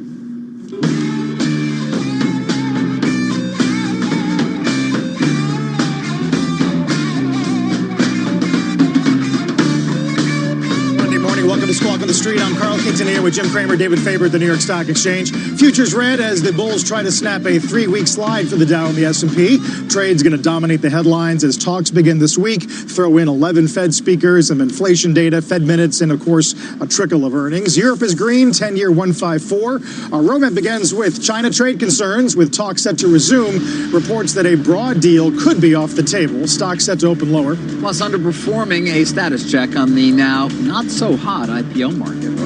And the NBA's China headache. One manager's tweet about Hong Kong sparking a business backlash and a political firestorm. The Dow and the S&P now in the midst of a 3-week loss despite a Friday rally, which was the best one-day performance since August. We're set for a lower open. China reportedly looking for a limited trade agreement when talks begin with the U.S. later this week. This Bloomberg piece, guys, talking about how don't expect massive agreement this week, but who knows? Still early. Well, there was conflicting reports out of, I felt, the administration last week. On Friday, Larry Kudlow, chief economic advisor, basically said, look, there could be some good things. But if you look at the agenda of what the president wants, it's the exact opposite of what the Chinese said to Bloomberg. The president's hoping to see an end to the stealing of intellectual property. He's hoping to see the end of the forced technology transfers, hoping to see the end of the fentanyl deluge, hoping that no more of our businesses are targeted, hoping that there's no more subsidized state enterprises and no more cyber theft. Well, I mean, that's the broad deal. And if the Chinese aren't going to agree to that framework, then that means they're going to default to buying something. And that's not good enough for the president. Well, and this is why we're now hearing about what they're calling sequencing, right? Yes. Where stage 1, you buy some ag. Stage 2, you commit to some IP. And then finally, the final sequence would be a rollback of tariffs. Right, and I know that, say, Peter Navarro, that is antithetical to everything he believes in, which is that the notion that the Chinese should get anything from buying ag is just foolhardy. They'll buy pork when they don't want pork that has swine flu. I mean, what they want is a rollback of the 2025 plan of domination. And that's not what the Chinese want to do. So I think it's status quo and get ready for the next round of tariffs. When does the president make his move, as so many expect, to just get something done because it will be beneficial to the re-election effort? Well, in terms of reinvigorating the economy, and then you're going to have low rates as well, and conceivably that could present a real tailwind. Well, I think that conceivably what you would do if you're a strategist and didn't care about anything other than the cynical nature of winning, okay, a little cynical, but is that you would say, listen, Elizabeth Warren doesn't believe in talks. We could get something done. Remember, as a precondition to sitting down with the Chinese, she's demanding that they go for the Paris Accords. She has an interesting point about religious freedom and speech. Well, you know what? On the one hand, we've got the general manager of the Houston Rockets, religious freedom, speech, right, Hong Kong. On the other hand, we've got general corporate interests being willing to sacrifice on the notion of the dollar in China. That is writ large, right there, the difference between President Warren and maybe President Trump. It's funny how you talk about that. It's starting to get a lot of circulation. I'm reading an RBC note this morning. 4 thoughts on the implications for the U.S. equity market if Elizabeth Warren wins the White House in 2020. They're actually warming up to her. It won't be quite as bad as everybody thinks. I've been warming up to that. What have I been here? I've been saying this for weeks that you got to look at her. Growing popularity of ESG as an investment approach. Yes. Utilities and REITs might be in favor because dividends won't be necessarily. Utilities have been the best performing. Buybacks. Utilities have been the best performers. Small caps might be better off than large caps. She's not in favor of small caps. No, well, not necessarily, but the initial assessment, small caps may have less direct policy risk than large caps. That's very true. And then also they point out, of course, that over time stock markets go up. I wrote that piece. He just watched Mad Money. Nobody's a guy watches Mad Money. He's paid for watching Mad Money. When Democrats control the White House and both chambers of commerce, or the best historical returns when Democrats control the White House and one of the chambers of commerce. Well, there you go. I mean, what can I say? That's more reason to buy the market. They're buying the NASDAQ off that. Who is that strategist? Well, let me find that for you. It's top flight. In the election, RBC Capital Markets, Lori Calvert. Lori. It's Lori? Comes on all the time. Oh, never mind. Been, actually really and always correctly, good. Very good. Yes, cautious on the market this Very year. good. Yeah. Well, look, I just think if we don't start talking about the dichotomy of Warren versus Trump, we're not helping the viewers. I mean, there's 2 Fox polls this morning has Biden up in South Carolina and Wisconsin. So. All right, well, we'll stay on that. Biden is for status quo, apparently. I mean, look, let's say Biden is for what Obama was for, then I think that you could have a market which says there'll be a deal, right? No fight. Obama, Chinese. So, but in answer to the question of whether Trump at some point will make any deal, because it will help his re-election chances. True. You don't think that's true? No, I think that there's actually... that is a fairly common refrain you hear. I'm going to give you a shocker. I think that there are principles involved. Don't you make that face. It's a podcast. What face did I make? You made that non-podcast face. David, I have to keep emphasizing to you there's a podcast. Okay? I think, no kidding around, I do not think that the president's closed. If the Chinese had said everything's on the table, then I would say, you know what, it's possible something could happen. But they came out this weekend and said not. Yep. So what are you going to do? They're basically saying, listen, this stuff is not on the table. Well, then how can there be a comprehensive trade agreement? Well, and now Hong Kong, just an awful weekend in Hong Kong. Yeah. And now there's talk about what options may go to next, whether it's curfews, forced detentions, but not a good situation at all. No. In Hong Kong. And by the way, saw this today, commercial property market had the worst month since it was handed over back to China as a British colony in 97. We talk a lot about how we, meaning the mainstream media, talk a lot about how the Chinese would be losing face if they caved to President Trump. Don't they lose face every Sunday? I mean, look at it. We have this video of the police lobbing tear gas, and then we have a video of people picking up the tear gas and throwing it back at the police. Is that loss of face, or is that like business as usual? That's face loss. It's loss of face. Okay, it may be. Maybe. The Chinese military has yet to move in. Well, what would that look like?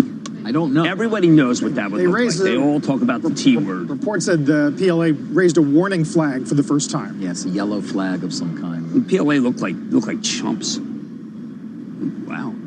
They're going to revoke your contract to tour the country. Listen, I was going to be a Nets season ticket holder. Yeah, I love the your Nets. distribution rights Coach have Atkins just is been terrific. void I like and the Nets. canceled. I just got a Nets unit. I like the Nets. I hope that Joe Tsai will let me. Would he get that granular? Happy to have and you not let me have a. I would absolutely. He will be very happy to. I have used you to be a attend. season ticket holder, but he let me come back just as a kind of a fair weather fan, though. That's what you know Joe Tsai. Can't you get Joe Tsai on the show?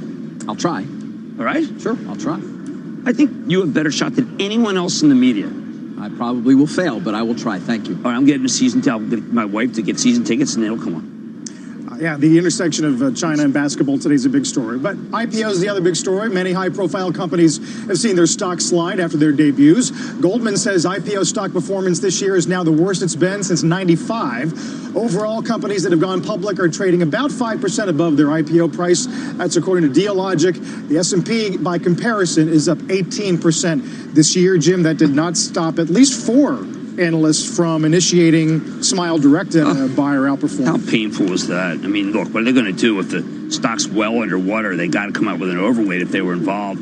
The clear aligners have the potential to drive deep penetration into the malocclusion market, David. That's JP Morgan's comment on Smile Direct. And then Citi ups Uber to a buy. Yeah, that was Keeps nice. 45, but says we're going to see a positive shift in sentiment. Well, I do think that there was a moment in the Costco quarter where Costco bear with me. Mr. Galante, who's the CFO, is talking about how freight prices have come down year over year, but expects them to go lower. That is Uber Freight at work.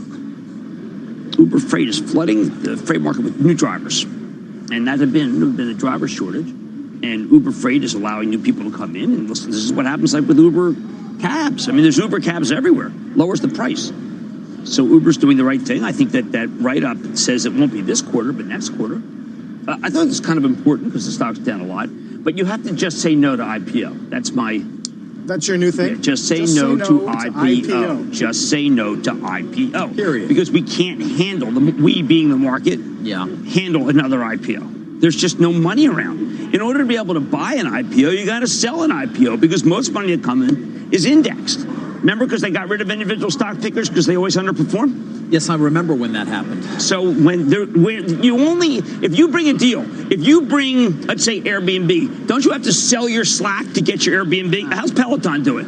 Peloton's not doing well. But you make this argument, but we're not talking about large amounts of money. I mean, they're still even. What can we agree on? What can we agree on? That the Jets suck? Remember, you're allowed to say suck because Elizabeth Warren said it and Mark Zuckerberg said it. I can't disagree with that statement. Right? Jets suck. Some other guy out here. No, you're allowed to. Senator Warren, who could punitively President Warren, the last Jet fan, said it's okay. Works on the floor here. I felt there was a guy named Falk who had 9 sacks. He's in concussion protocol from psychiatric perspective. Well, given Given Uber's performance, obviously the drama around WeWork, now Masa-san gives this interview to Nikkei Business Magazine in which he says the results still have a long way to go, and that makes me embarrassed and impatient. I used to envy the scale of the markets in the U.S. and China, but now you see red-hot growth companies coming out of small markets like in Southeast Asia. There's just no excuse for entrepreneurs in Japan, myself included. Embarrassed and flustered. He loves founders. He does? He falls in love with founders, I think, Masa. When you talk to him and or people around him, he loves the vision, the passion. The question now will be, okay, but do you build enough guardrails around some of them, given how much capital you're actually giving them? And the case of WeWork is a perfect example of that. Mr. Newman, as we pointed out, a very charismatic individual with a real vision, and certainly he did sway Masa to his side in a very big, significant way. The question is, could there have been a way to sort of help Mr. Newman position the company properly for a public offering in terms of so many things that might otherwise not have had to hit the S1 if they'd been taken care of? As in, don't sell all that stock. Don't buy a $60 million jet. Don't have your wife appoint your successor if something should happen to you. Maybe put a woman on the board of directors. I can think of a lot of other ways. Uneven voting rights, maybe? Maybe don't be 20 to 1 in your voting rights. Billionaires are under real attack here. I'm starting to worry about that whole cohort, the billionaire cohort, under siege. Does it take sleep away from you? David Tepper's going to continue to have a business. Am I worried about the billionaires? Just like Lennon was with the Kulaks. So you're going to go from 3.5 hours to like 2 hours because an hour and a half is going to be spent. What billionaire's not under assault right now? Yeah, it's tough. Between the wealth tax, people favor an even modest wealth tax. I think it's going to be. This is an interesting moment. Tsai is a billionaire, right? He's under attack. Masa-san. Joe our Tsai, billionaires. Masa, yeah. Our billionaires are under attack. This is the part of the show where we try sarcasm, I assume. Is that what we're doing here? I'm just saying. Remember, we're a podcast. It doesn't come across that well. No, we're on a podcast. You're right. But there's billions, there's billionaires, everybody. I don't think any group is suffering as much as the billionaires. Mark Zuckerberg last week came out and said, listen, I'm giving away all my stock. To distinguish about how the billionaires, maybe the billionaires have too much emphasis. We have a decade of central banks inflating assets at the expense of labor. So capital's won out over labor. Well, that's what Elizabeth Warren's trying to reverse. Yeah. And I think that's a 30-year, 40-year trend. The question is how you do it. The question is how you do it. Is it really an effective way to do it? What do you want, show trials? Net worths over 50 what is there million? to do, show Or trials? is it a better way to just simply raise the capital gains taxes? Jim Stewart has come on so many times. I think I think the capital gains, and it's a lot easier having to at least an equivalent between passive income and actual work. As someone who's gained a lot in capital gains, I can tell you I didn't really have to do anything versus ordinary income where I have to work really hard. But the capital gains have lower taxes. It is a little antithetical. But I know that Larry Kudlow has always preached low capital gains. They're in charge, David. The low capital gains people are in charge right now. When we come back, we'll get Cramer's Mad Dash. A lot to get to this week as we count down to the opening bell. Take another look at the pre-market. We'll get to GE and some additional calls on E-Trade, NVIDIA, Carnival, Wendy's, and more. Don't go away.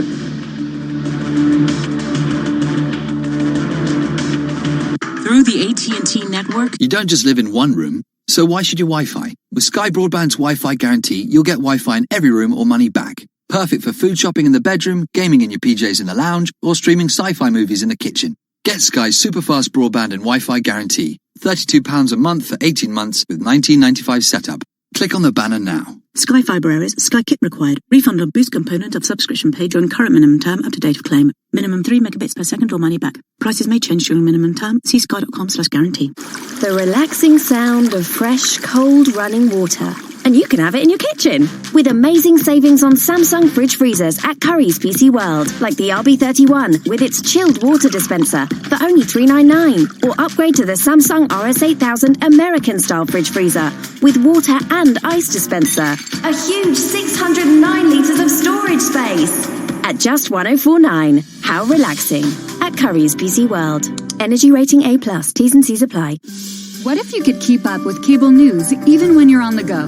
With TuneIn Premium, you can listen to MSNBC live without any commercial interruptions. All of the news, none of the ads. Listen live on TuneIn Premium today. TuneIn puts you on the sideline for the 2019 college football season free all year long. With college football on TuneIn, hear the home and away call for more than 140 schools live. Regular season matchups and rivalry games. Conference championships and bowl games. The college football playoff. The throw, he steps up, he's going deep down the right side. Andrews. You can listen to it all for free. The end zone, touchdown. At home, on campus, or on the road, hear the excitement and pageantry of college football all season long, free on TuneIn. Next time you look up at the stars, think about this. Inside you are the remains of a stellar explosion. You are made of stardust. And without the stars, there wouldn't be us. I'm Guy Raj, the wonders of the universe and the people who still look up every night. Next time on the TED Radio Hour from NPR. You can subscribe to the TED Radio Hour on TuneIn. Hi, this is Brian Weber, host of NFL First and Goal every Sunday, kicking off at 1 Eastern only on TuneIn Premium. Be sure to listen this Sunday for the ultimate football fan experience, featuring 7 hours of commercial-free coverage of every scoring play around the NFL.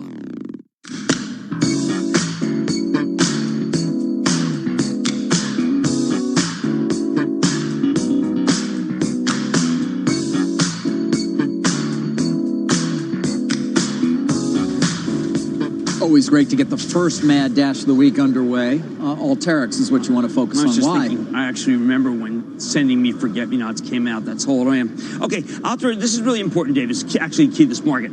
This has been one of these companies. Alteryx is a way to be able to do melding data analytics without using Excel spreadsheets. It's much faster. Younger people, older people like me would use an Excel spreadsheet. Alteryx is a way to be able to kind of eliminate that and do it faster. Dean Stoker's been on Mad Money. He is brilliant. This is one of the fastest growing companies. They have what's called a land and expand strategy, which is something that all the guys, remember, growth at scale, land and expand. You know all these. These are called buzzwords. Yes. And this has a primo buzzword that's best of all is SaaS. It's a SaaS company, software as a service. That's the original model, and it's going to carry through. And if you do want to get rid of all your Excel and do it much cheaper and faster, you bring in Alteryx. So this one... What's this been about, Jim? Is this just... the reason I brought it up is this. Every single one of these looks exactly like this. So SaaS... Yeah, and it could be Twilio. We could be talking about... ServiceNow, Workday, David. We could be talking about any one of these. Salesforce, we could be talking about. You get me? You get me? Salesforce has been more just like that. Well, but much of anything this year. I'm not going to disagree with that. Okay. But Workdays like that, ServiceNow certainly has been. The only one that's really avoided that is Coupa. Coupa's been very strong. But if this one turns, then you're going to see a turn in what I call the Cloud Kings, including VMware and, David, the biggest of all, Adobe, which has been installed here. Adobe's been installed as Adobe's such a good company. I like Adobe right here, right now. All right, right here, right now. Alteryx. It's not Alteryx. A lot of people make that mistake. It's Alteryx. Alteryx. Like Alter RX, okay? Alteryx. Got it. Or XY. It's actually the axis, YX. See? Y. Remember the axis when you were Alter YX? So much you learn here on Squawk. I try to throw a lot at you. We've also got an opening bell coming up in a few minutes, so don't go anywhere.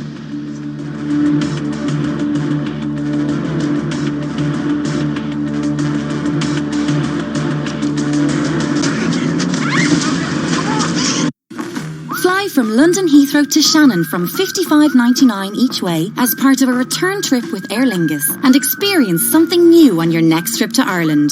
Discover the soaring cliffs and stunning scenery of the wild Atlantic Way. Explore the charming local towns and relax by the fireside with some traditional music and fresh seafood.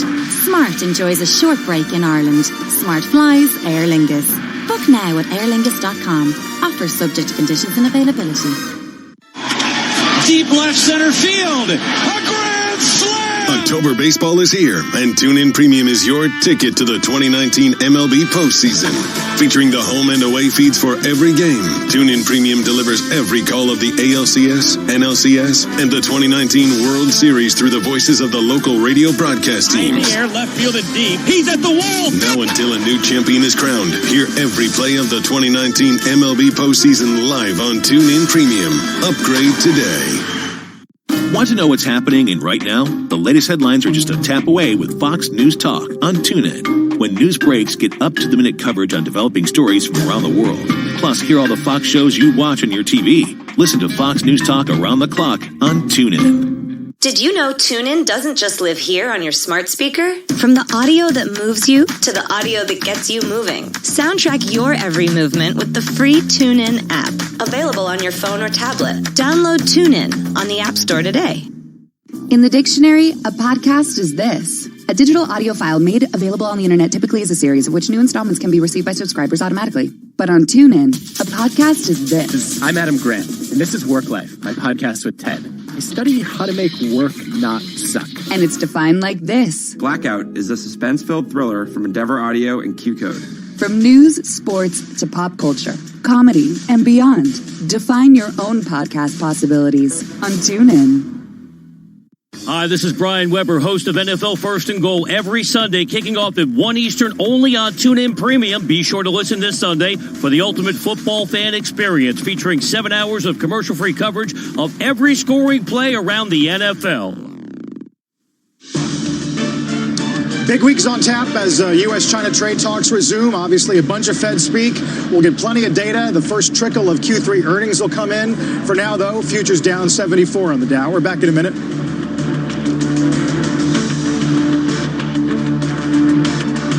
Get the edge on a hot investing trend. ETFs. Build your best portfolio and profit from the $3 trillion ETF market. Bob Pisani gives you the ETF edge. Only on... The Better Network is now on TuneIn. This is Brian Musburger. Search the Better Network. That's the BETR network. And then let us get you better prepared to better enjoy the day in sports. The NFL, college football, basketball, hockey, baseball. Sharpen your edge. The Better Network is now on TuneIn. Be better informed. Be better prepared. Search the Better Network. That's BETR. Get social with TuneIn. Follow us on Facebook, Twitter, and Instagram for the latest and greatest audio on the app. Explore exclusive content. Learn about hot new podcasts and get alerted when the big game, well, it's about to begin. Add TuneIn to your feed and be in the know when it matters most. Opportunities aren't always obvious. Sometimes they just drop in. CME Group can help you navigate risks and capture opportunities. We enable you to reach global markets and drive forward with broader possibilities. CME Group, how the world advances.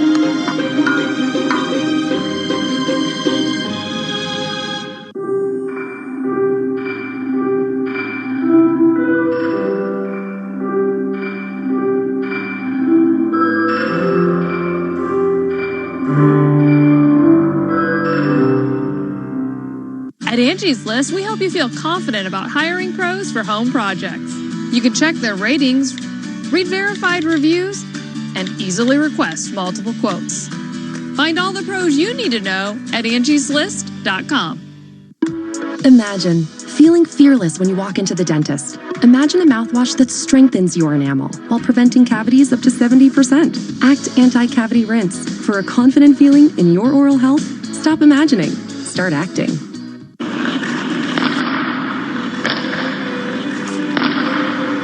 Consistency can deliver on investment goals. Columbia Threadneedle Investments. You're watching CNBC Squawk on the Street, live from the financial capital of the world. The opening bell in 5 minutes on this Monday as we kick off a busy week. Of course, on Friday, Jim, you filled that gap from Wednesday. Right. Quite an interesting week. Morgan Stanley today reiterates that this is an environment that's not satisfying the bulls or the bears. Well, it's true. I mean, how far are we through the correction? We don't know. Remember, the NASDAQ actually was up. NASDAQ is separating itself from the rest of the market in part because Apple has been so strong. And some of the semiconductors have been so strong. I have to tell you that I think that last week, one of the seminal moments that we don't even talk about is the brokerage houses cut the commissions. And I don't think it's going to mean anything to the individual investor. The individual investor continues to leave the building no matter what, even with no commission. No one seems to care. I just am in shock at how little interest there is in this market. Just UBS today takes E-Trade up to buy, even though they did cut TD Ameritrade. But I mean, the stocks have come way down. Loss in market cap was astounding. It is. Would not have anticipated. I mean, just that one day. Wow. That was amazing. One headline, one day. I've seen a lot of advertising around it. It's funny, this weekend in the newspaper, Schwab advertising, then Robinhood coming back and saying, we forced this, and there's a lot more coming from us. I feel that this market is about disruption still. It's still about, whether it be Alteryx, which I just showed you, is disruption of the traditional Excel market. Robinhood, which we don't talk about enough, the disruption of what were 3 companies that were doing quite well, commission. We've got disruption. I don't know if you've been following what PayPal's been doing. They're disrupting everybody. You're disrupting the model that I'm seeing for credit card, disrupting plastic. It's just rolling disruption. Uber obviously disrupting cabs. I mean, I don't think we can. This is an era where we're going to look back and say, wow, Silicon Valley disrupted so many industries. Really? Because others argue it's a mixed record this year. Vaping, Bitcoin, even autonomous, right? It's going to take a lot longer than autonomous. Yeah, and now we're talking 2025. I think that one accident, terrible accident that occurred with autonomous in Arizona, really set back autonomous very big, and it meant it so that almost everything has to be modeled. Nothing can be done in reality. It's interesting what we're willing to accept from human error, but not willing to accept from machine error. That's a very good point. Like, we're willing to accept that no one's in favor of drunk driving, but if you could switch the car to automatic. What about all the people who are texting and driving? That is, by the way, an absolute epidemic. I mean, all of us drive. How often do you follow either behind somebody or past somebody? Yeah. All the time. Cars should be shut down. They have the ability to do that, by the way, because Dan Hesse, former head of Sprint. Yes. They had, the coalition of cell phones had this ability to be able to shut a car if you were going to text. But that didn't happen. Meanwhile, the data from around the world continues to be rough in Europe. Germany factory orders year on year down 6.7, and even domestic orders down 2.6 month on month. People say this is no longer about international trade. How can Merkel not do something to expand that economy? They've got a budget surplus. How is it possible that you could have a major country not trying to expand its own economy? How is that possible? They have negative rates, too, so I don't know what... Oh, and by the way, there's a piece out today on how lenders are starting to bring retail investors into the negative rate actually game. Charge them, yes. Right? Yeah. Like, you have a deposit over a certain number? Over 100,000, I think it is. You're going to start paying. Can you imagine that? No. Well, you might need to, because we're not that far here. Who knows how long it lasts? We had 3% CDs out 5 years. I know. In just a few months. That was a great deal. It was really great. It ebbs and flows. I mean, people just presume, they take a trend line, they presume it's going to go negative. That's what they did at gold. With gold just a month ago, trend line going positive. Germany generates a surplus, so they clearly could induce deficit spending to try to juice the economy. What do you do there? Particularly if rates. What do you do? How about building things? You can build things. You can build a new set of Autobahns. They got a pretty nice one. Maybe they can come over here and build ours. We need an infrastructure week. Yeah. Maybe we get the Germans to come here and start building some. We have a lot of demand. We could easily do it. Our country easily could do it. We have room. We just do a $500 billion Make America Great bond. I've been saying that for a long time. I think it's infrastructure week. Is it? You make that up? There's two meteor showers this week. Nothing at all. Let's get the opening bell here on this Monday. S&P 500 at the bottom of your screen. At the big board, the Golden State Warriors and J.P. Morgan Chase celebrating the opening of Chase Center, the new home of the Warriors in San Francisco. And we'll talk with Rick Welch, the COO and president of the team in the next hour. At the NASDAQ, Mary's Capital, a provider of financing to middle market companies. I have Greg from the Warriors in speed dial. Got ticket, front row down, paid him. Don't worry, I paid full price. But that is the best. I don't think people realize that is the best customer service I've ever seen in the Warriors. I mean, it is an amazing outfit. Mark Benioff has front row seats right under the basket. You've been? Well, I got it. I paid for my tickets in. Then, I had good tickets. The whole Mad Money team. Katie Spencer is amazing. Yes. So is Heather Gaines, Regina Gilgan, who went to the Eagles Summit Hilltoppers game this weekend, where we crushed the Hilltoppers.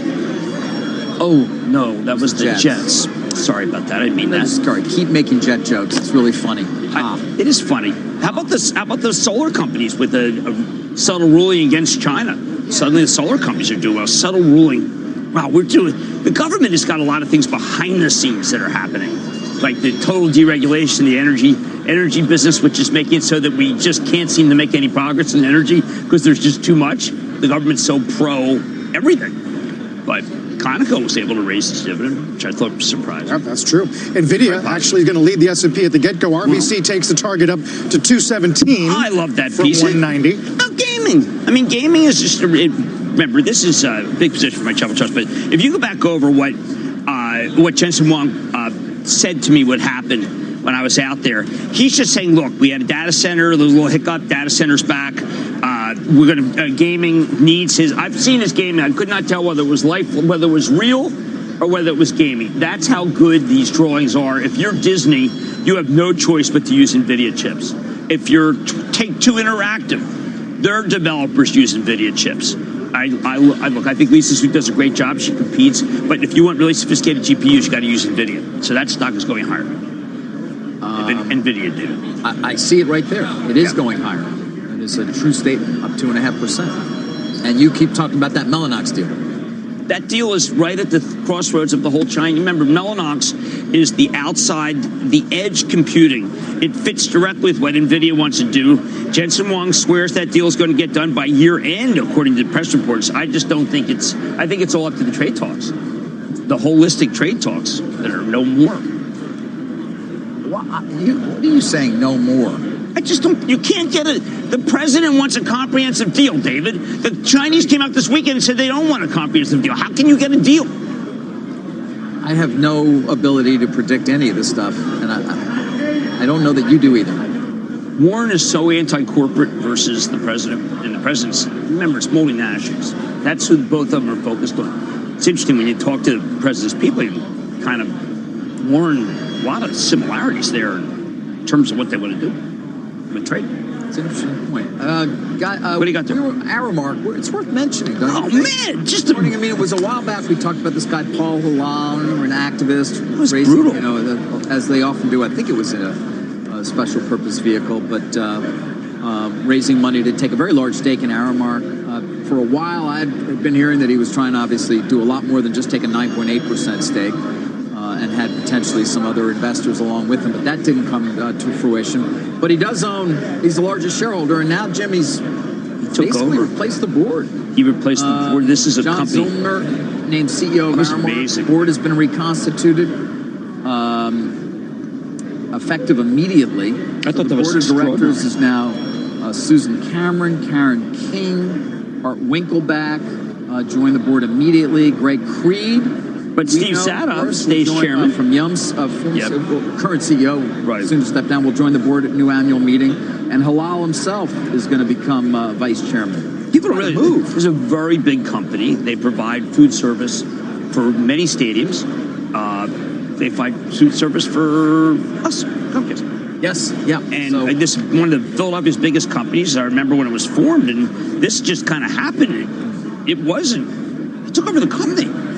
Yeah, he got what he wanted to a certain extent in terms of at least gaining a lot of control with 9.8% stake without actually buying the entire company. We'll see what they choose to do in terms of a plan here. I'm so glad you brought it up because we're going to keep an eye on activism in the weeks ahead too. We've mentioned two other big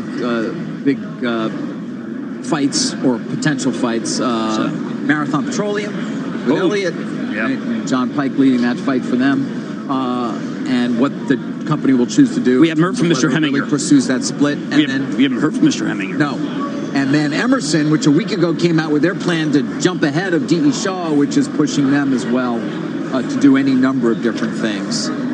Both of those in process. So we'll be following both closely. So a decent amount of activism. This Aramark obviously is kind of already took place. It's funny, these marathons are actually doing okay. Emerson's linked to China. I don't know how much more people think they can do. Yeah. But the Aramark is just sudden. I mean, when they sent me the release this morning, it's like, holy cow, this is I don't want to call it a sleepy Philadelphia company, a well-run Philadelphia company, and then boom, it's very just kind of, wow, right there. New CEO. Remember what, in July they replaced the previous CEO. It's been a while.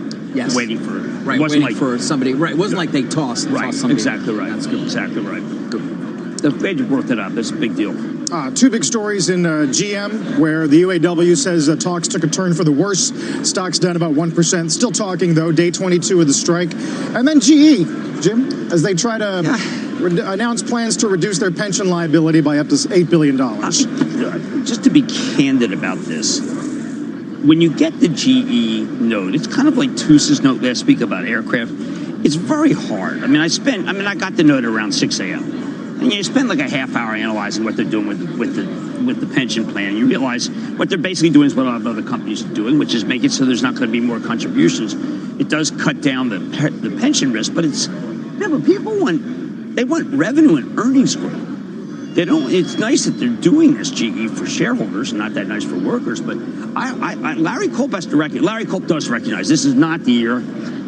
Anything's going to happen. Next year may not be the year either. I was going to say long-term turnarounds. Right. Long being the operative word. The damage that was done here was just inconceivable. How much damage? He has to check off every box, whether it be pension, whether it be long-term care, whether it be turbines. David, it's not turbines, it's turbines. Turbines. And by the way, operating in a not great macro environment, particularly when you're a multinational and you're also selling a lot of stuff into China too, right? And Boeing. End market, sort of.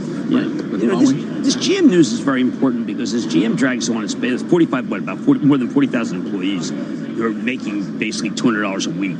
And then you have Boeing not being able to generate any real return. These are the two, when you try to figure out bulk employers in this country, Boeing and GM are about as big as they get. It's going to slow down GDP is what I'm saying. Because you're saying because the strike, people are only making $200 a year, and that's what the union's giving them right now, and Boeing as well is not employing as many people because of the MAX problems. I just continue to think that this is a market where there's very few winners, but there's just a lot of companies doing nothing. Stocks doing nothing. We see Walmart, not Amazon even. Walmart, Target, Costco, Home Depot. Well, speaking of Walmart, announcing today an exclusive deal with Roku to create a sound bar and wireless subwoofer. Be exclusive to Walmart. Both products on the shelves in the coming weeks for $129 each. Roku's up 2%. Is that against Amazon? Amazon Fire Stick? Roku and Amazon increased. Remember, there's a world coming down between Walmart and Amazon. Walmart does not use Amazon Web Services, obviously. They are key competitors. We should do that. We should do a piece about the bilateral, same way that now Disney's not going to take Netflix ads. Exactly. They're competitors. Yeah, but we haven't done enough real thought about that. We haven't? No, it's like Adobe versus Salesforce. Adobe's lined up with Microsoft. Satya is lined up with Shantanu. There are really big schisms. Even like 2 years ago, no one really thought about these things. Like people were willing to fund the enemy by using Amazon Web Services because it's so cheap. No longer. That's your point. Right. Yeah, no longer. Got to pick your appropriate partners, so to speak. But these are the biggest stories out there. When you talk out there, they're not talking necessarily about. Look, everyone's talking about Warren and whether she would break up companies. That is the biggest fear for a lot of people out there. She has not allayed that fear, from what I can tell. I know we always refer to it as though the president would be in a position to do that. Right. Well, last I still like to believe is there are actual laws. You have to make a case. You have to win in order to do that. The president just can't decree even this one. I can play your game. You can play your game. Speaking of, now I see what it's like when I get nothing. It's pretty frustrating, isn't it? Speaking of cases, today's first Monday in October. U.S. Supreme Court declines to hear cases involving Domino's, Amazon, a wage dispute, Apple turning away a University of Wisconsin appeal on a patent lawsuit. And Domino's is what? What are they doing? Because that company reports tomorrow. Yeah, as one of the few Q3 numbers we'll get this week, along with Levi's and Delta. Yeah, Levi's is still expect a weak quarter. Delta expect a weak quarter. Domino's is very important because of the third party. There's another disruption. Remember, the DoorDash plays with wampum is the term we used to use. Right. They play with venture capital money. And it's been able to fund so many of Domino's competitors. By the way, Wendy's got to downgrade Wendy's today by Cowen ahead of an incredibly important analyst on Friday. Analyst meeting. That's heresy. Yeah, not the first one we've gotten that's centered on worries about breakfast plans in 2020. I think it's at least the second one that I've seen. Breakfast and Brexit. Two things that are underrated as worries. How about Carnival Cruise? Oh, HSBC goes to hold. They go from 68 to 43 on bookings for next year. Stock's almost at a 5-year low. Weather hasn't really cooperated, but that's a kind of a cut. Remember, we used to think, for a while we thought that millennials like cruises. I think they like millennials are kind of the brain of a mayfly, and they like cruises for about 3 quarters because it was good for Instagram.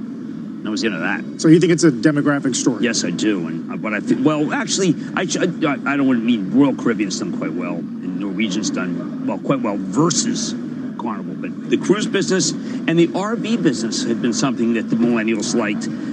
Thor and the millennials just kind of moved on. The millennials just think they're another disruptive force. They like you and then they hate you. Hogs down 3%. A Reuters story saying they're not getting traction on this new bike. Had no sign that the demographics are going to reverse on that, on the appeal of the motorcycle in this day. Yeah, it's just going down. How do millennials feel about Netflix these days? I think they're not as in favor as they used to be. No? I know there's too many research offerings out this morning. People track global downloads, and apparently there has been a slowdown in global downloads at a similar level that we saw through the end of September, which was a slowdown from the mid to high teens growth in both July and August. So that's got some I maybe the fourth quarter is not going to be. Yeah, but when you guys go on your TV, I don't know how many different we got, but how many Netflix do you have? Is up a bit. Say again? Like how many different offerings? I go and I say, well, there's Hulu and there's Amazon Prime, and Amazon Video, and there's Netflix. There's like a ton of. Yeah, I ESPN, every Netflix, it's Hulu, unbelievable. Amazon, and HBO. I think there's on Wii. There's cable. There's direct TV on Wii. DTC offering on Wii. Direct to consumer on. Direct to consumer on Wii. There's too many things. I'm watching this thing, Line of Duty. Okay, it's a British offering. I get it on Amazon. They charge me every month. Right. Every week, get charged. I don't care.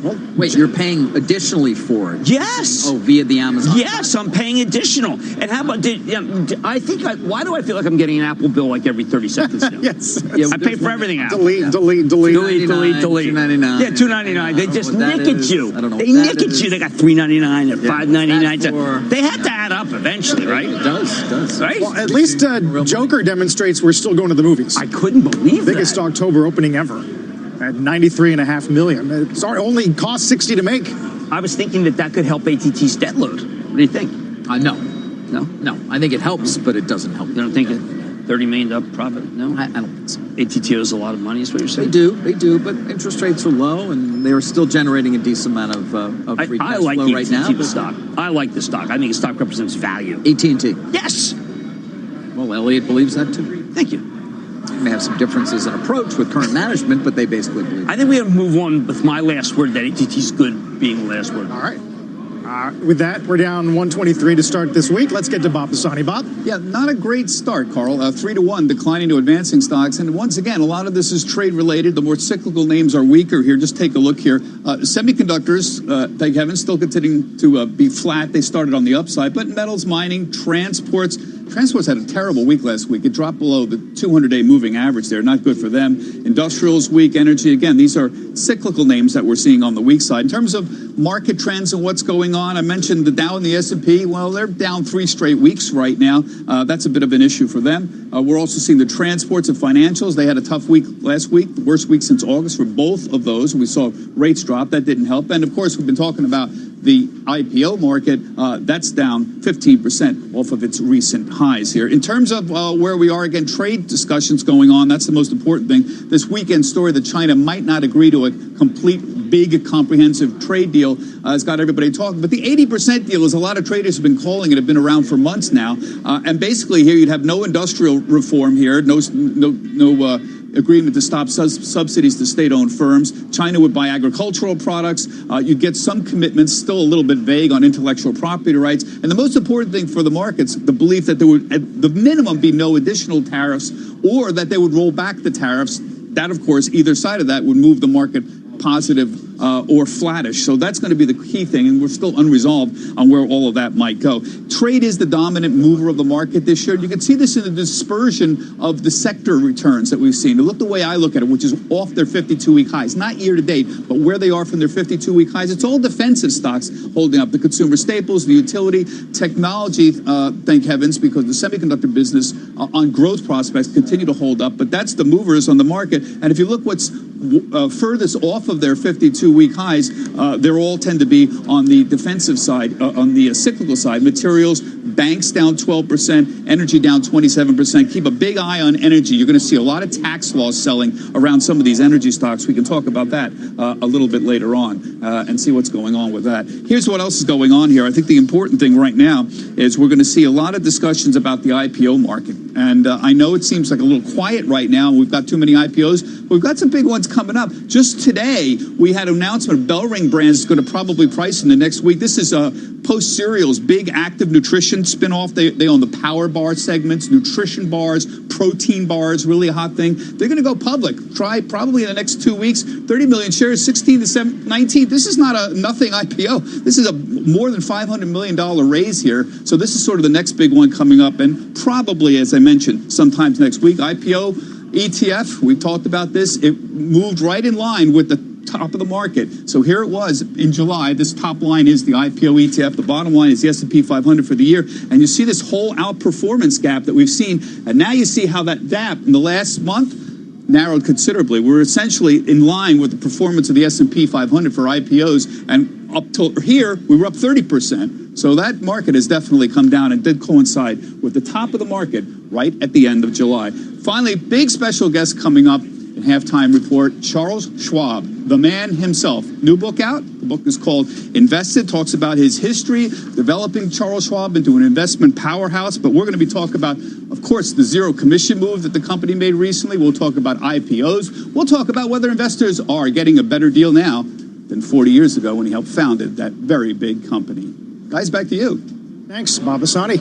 Meantime, the NBA and the Houston Rockets trying to mend ties with China and the business community after the team's general manager, Daryl Morey, tweeted support for protesters in Hong Kong. The NBA called that tweet regrettable. Alibaba's Joe Tsai, who owns the Brooklyn Nets, wrote in a Facebook post that fans and the rest of China's 1.4 billion citizens viewed territorial integrity and sovereignty as non-negotiable issues. Morey has removed his tweet and replaced it with an apology. Getting reactions from senators, you name it. Everybody has an opinion on what the NBA should do now. It's the 500 million people watch the games over there. They had, just for Game 6, they had 21 million Chinese fans. This is considered to be the home team by very many because of Yao Ming, who's important in basketball there. At the same time, it's really amazing.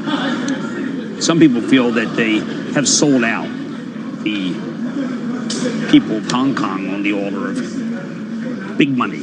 Well, the NBA has encouraged its players, perhaps more than any other sports league, to speak openly. Right. We've seen a number of prominent NBA stars talking about issues of the day here in the United States. So it's not that uncommon to expect that you could express your opinion. But in this case, the Chinese, one tweet, the Chinese come back hard. What was Morey tweeting about? Wasn't he tweeting about free speech? Yes. No. Support democracy, support protesters. Well, how could everyone be so quick to denigrate a pro-democracy state? Who's being so quick to denigrate it? Well, the NBA. Well, the Chinese. The owner of the team. Owner of the Nets. Herman Fertitta's the owner of the Houston Didn't he take it back? He said that Morey does not speak for the Rockets. But that's when our country was founded upon the idea of free speech and freedom. Yes. Or was it founded on the order of big money in China? Which was it founded on? Was it founded on the idea that we have a lot of fans of basketball in China? I don't remember that being in the Constitution. No, I checked that. There's no amendment. The First Amendment's pretty active. It is, and typically we do, as a national government, along with our executive, speak out in favor of protests for democracy. Fight for freedom, stand with Hong Kong. Since when is that controversial? Well, how about when there's big money on the line? Yeah, when you're doing a lot of business in China. Well, that's just great. Isn't that what this whole thing's about? So what are they supposed to do? Wrap it up?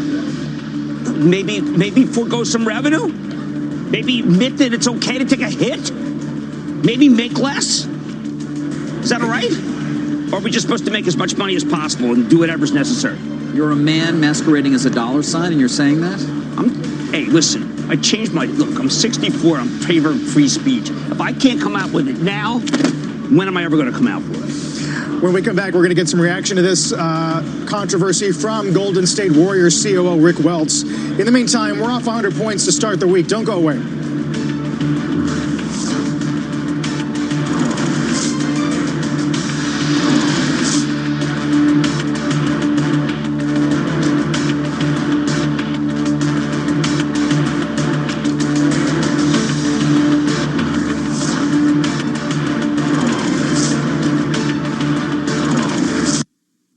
The Bond Report. The 1304 LNER train, Coach C. Taking aunties with cold hands to nephews with warm cheeks in Edinburgh. Remorseful revellers back to their beds in Leeds. Business mums gliding over the Forth Bridge towards a door in Toddlers in Newcastle. And a band heading to London to our group of strangers in a tiny pub. This is us. These are our journeys. This is our LNER. The Better Network is now on TuneIn. This is Brent Musburger. Search the Better Network. That's the BETR network. And then let us get you better prepared to better enjoy the day in sports. The NFL, college football, basketball, hockey, baseball. Sharpen your edge. The Better Network is now on TuneIn. Be better informed. Be better prepared. Search the Better Network. That's BETR. In the dictionary, a podcast is this: a digital audio file made available on the internet, typically as a series, of which new installments can be received by subscribers automatically. But on TuneIn, a podcast is this. I'm Adam Grant, and this is Work Life, my podcast with Ted. I study how to make work not suck. And it's defined like this. Blackout is a suspense-filled thriller from Endeavor Audio and Q-Code. From news, sports, to pop culture, comedy, and beyond. Define your own podcast possibilities on TuneIn. MSNBC is on TuneIn. Get up-to-the-minute coverage on news and events from around the world with MSNBC's live 24/7 station on TuneIn. At home or on the go, stay up to date on the latest news and political trends with MSNBC's full lineup of shows, including Hardball with Chris Matthews. Hi, I'm Chris Matthews. Thanks for listening to MSNBC on TuneIn. And The Rachel Maddow Show. Plus, when news breaks, MSNBC has you covered with live updates, expert analysis, and more. Search MSNBC on TuneIn today. TuneIn puts you on the sideline for the 2019 college football season free all year long.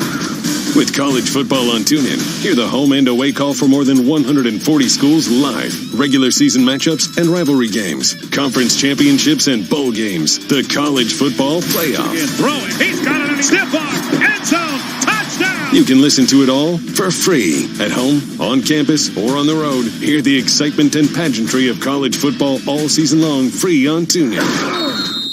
Major League Baseball postseason is in full swing, and TuneIn Premium puts you at field level for every. And it's a home run. Single. And gone. Game. And that gone, a home run. With TuneIn Premium, catch every pitch of every inning of every Major League postseason game until the final out of the World Series. 0-2 pitch, little half swing, and it hit. At home or on the road, Major League Baseball's postseason action is on TuneIn Premium. And that ball is gone. Upgrade today. Dow down about 100 points here. S&P back to 2940 ahead of a very busy week. More Squawk on the Street continues after a break.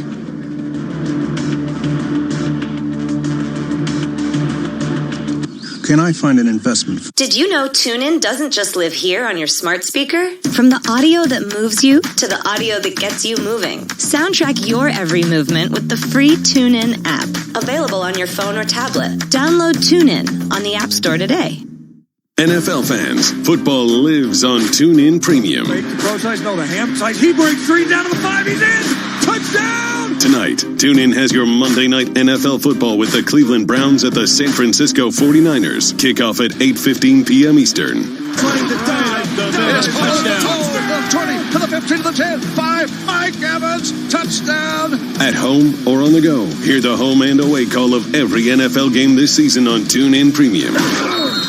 Upgrade today. Couldn't. Here's a swing and a drive deep to right field. Looking up. Goodbye, baseball. Between game-winning shots and walk-off homers, follow TuneIn on social media to discover the latest and greatest in live sports. With the 24th pick in the 2019 NFL Draft. From live reminders that the biggest MLB games are on the air, to recommendations of the best new sports talk shows and podcasts. He's going to be fine. He's going to be good right away in 3 years. Follow at TuneIn on Facebook, Twitter, and Instagram to get the most out of TuneIn. Yeah. Talk to your advisor or consultant for investment risks and information.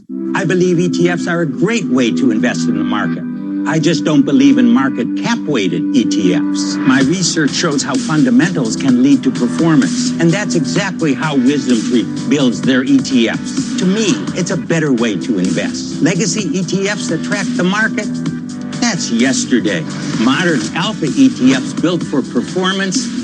That's WisdomTree. Carefully consider the fund's objectives, risks, charges, and expenses before investing. Obtain a prospectus at wisdomtree.com. Read it carefully. For farmers here, this is our life's work. But when a recall happens, perfectly good food goes to waste. Now we've got a way around that. Looks good. We're on target. Blockchain on the IBM cloud helps pinpoint a problem anywhere, from farm to shelf. It's used by some of the biggest retailers everywhere. A nice wedge. So more food ends up on your table. Is that Daddy's lettuce? And less food goes to waste. Meet the new faces of NBC Thursday. That'll be cash. Good job watching your language. You want to date my sweet Jenny? I want to stay up late and share secrets. Perfect Harmony, Thursday, and watch anytime. This is Kate. Hey. She takes 2 prescriptions. Kate's son Jack takes 1 too.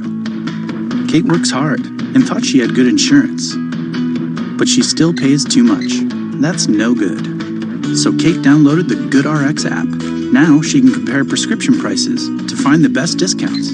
She even beats her insurance price. Good for you, Kate. Good for you. GoodRx. Stop paying too much for your prescriptions. Download the free app today. Hi, I'm Hanno. I created Gabi because most people overpay on car insurance. Gabi is a free tool that saves you money by finding the best deal. Gabi users save more than $800 per year on average. Go to Gabi.com and stop overpaying for car insurance. Hey, guy. Welcome to HIMS. Should have done it years ago, and I feel like the young stud that I always imagined I was. Outstanding product. Works above and beyond our expectations. Go to forhims.com/ED and get started with the free online visit. Jim, what's on Matt tonight? Ring Central made a big deal with Avaya the other day, and let me tell you something. Vlad Schmidt is just killing it. RNG. Look at that thing going. We've got him tonight. I can't believe it. Good booking. See you tonight, Jim. We're back in a moment.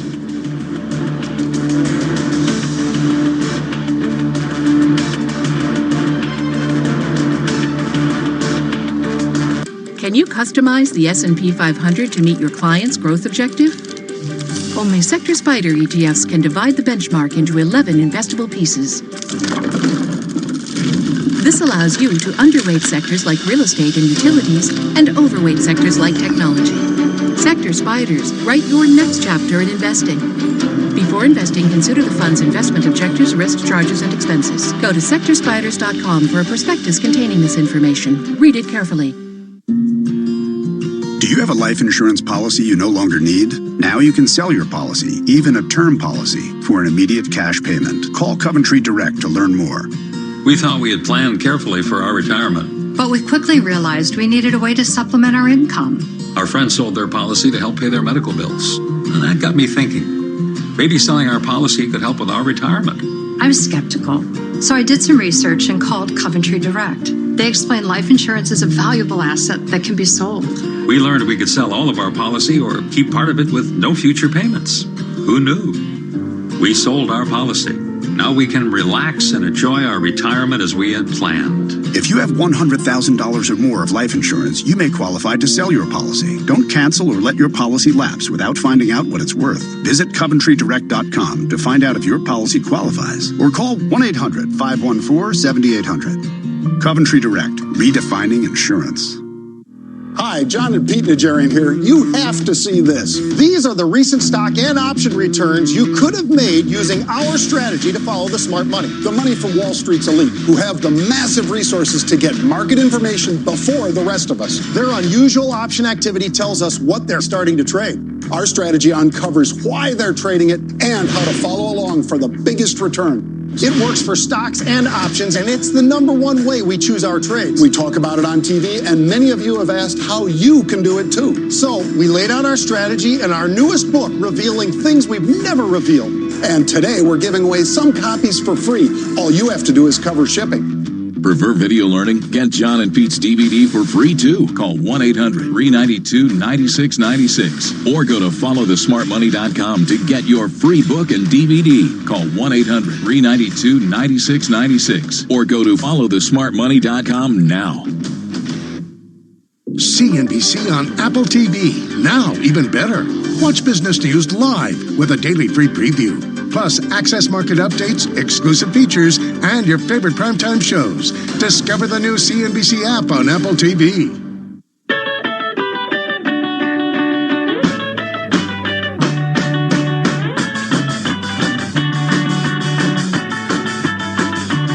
Good Monday morning. Welcome to Squawk on the Street. I'm Carl Quintanilla with Morgan Brennan, David Faber at Post 9 of the New York Stock Exchange. Sarah Eisen has the morning off. Starting off with a little bit of selling here. Dow's down 115 as we get set for a bunch of Fed speak, little earnings. Obviously, some China trade talks with the U.S. here in this country. Yeah, and that's exactly where our roadmap starts today. China trade talks back on, but is a broad deal off the table? What investors should expect this week after a rough start to October? The NBA's China controversy. We're going to talk with Golden State Warriors president Rick Welts on the latest, his new arena, and more. And GE's cutting pension plans for 20,000 U.S. workers. We'll give you the details next.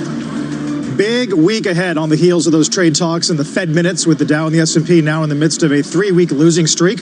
Our senior economics reporter, Steve Leisman, joins us with what's going to be important because there's a lot to choose from, Steve. There sure is. And while markets seem to think, Carl, that bad news was good news when it came to jobs because it meant more Fed rate cuts, Wall Street economists suggesting bad news? Well, it may really be bad news. HFE writes the data remain consistent with an economy that has slowed significantly, but not to the point of recession. Barclays over the weekend in its report says this slowdown in employment is likely to cause household spending, which has been the bright spot in the economy, to moderate. Now, optimists point to a high savings rate among consumers, low unemployment, decent wage growth overall to support their view that consumers will keep on spending, and that will keep the U.S. from going into recession. We've got a fabulous consumer. So we haven't seen any issues with the consumer. The consumer is very healthy. The consumer's spending. The consumer is probably going to be up, I think, 4% for Christmas, which would be a damned healthy number. Not so fast, the pessimists say. They point to declining forecasts for growth, which brings together all parts of the economy, not just the consumer. Our CNBC Rapid Update for the just completed third quarter, just 1.5%, which I think is the low for our tracking on this.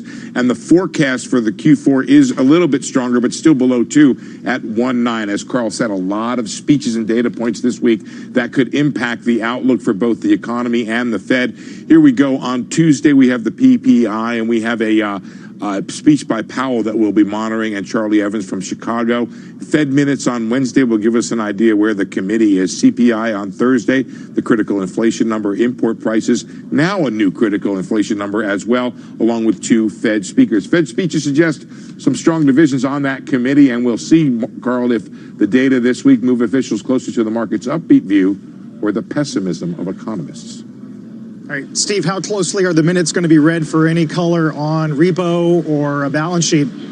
I think all of that is important. We have had a lot of public comments, Carl, on the repo issue, and I think it is where it is. And we've had a bunch of folks, Fed officials, talk about it, and we still seem to be unclear. Is this some kind of systemic thing? Whereas most people believe it's more of a specific thing to trading in the market. I think the minutes are more important for looking at how divided the committee is and how willing they're going to be. We have a 71%, 72% probability of a Fed rate cut for October, but December is now below 40 at about 38%. All right, Steve, great setup for the week ahead. Our Steve Leisman. Our next guest describes this economic slowing as a, quote, semi-recession with us at Post 9, Credit Suisse Chief U.S. Equity Strategist Jonathan Golub, along with BMO's Chief Investment Strategist Brian Belsky. Happy Monday, guys. Good to see you. Morning.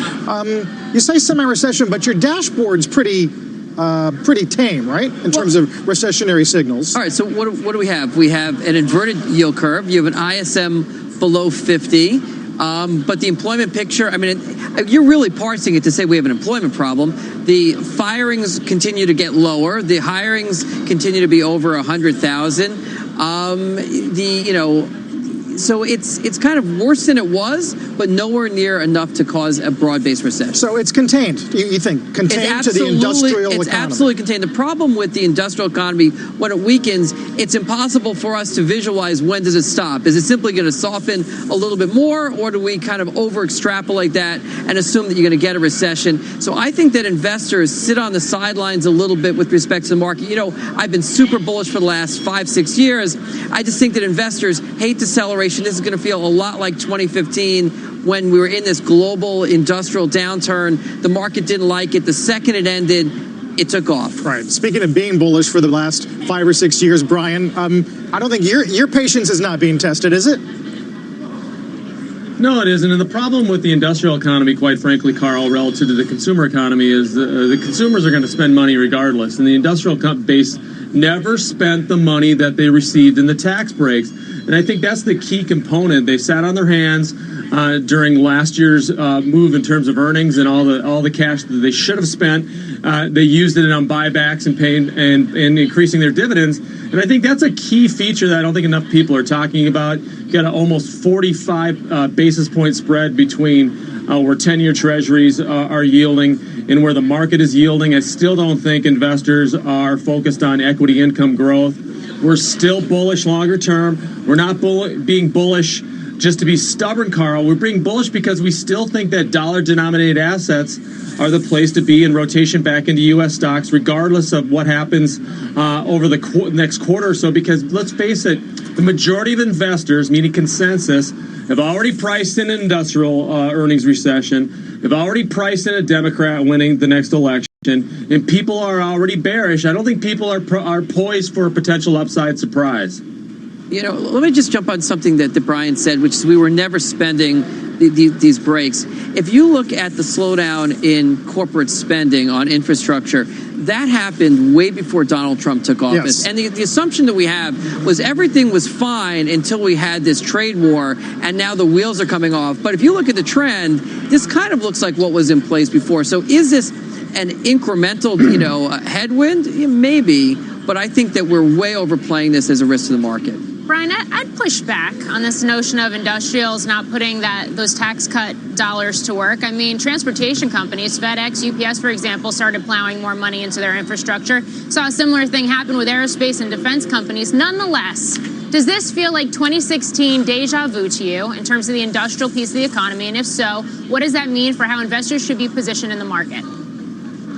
I'll push back on your comment, Morgan, because if you take a look at UPS and FedEx, their CapEx was all about the consumer. And what I said earlier was this economy continues to be all about the consumer in terms of spending money.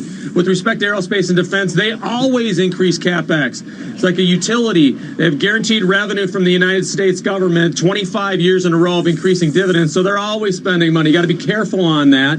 But I would say this is it a replay of 2015, 2016? I think the way the market is playing it, per Jonathan's comment, we've already pretty much decided we have not seen spending. I'll take it even further. We haven't seen a CapEx cycle in our country since the late 90s. Industrial companies have been sitting on their hands and firing people and buying back stock. So they've been playing defense for way longer than President Trump's been president of the United States.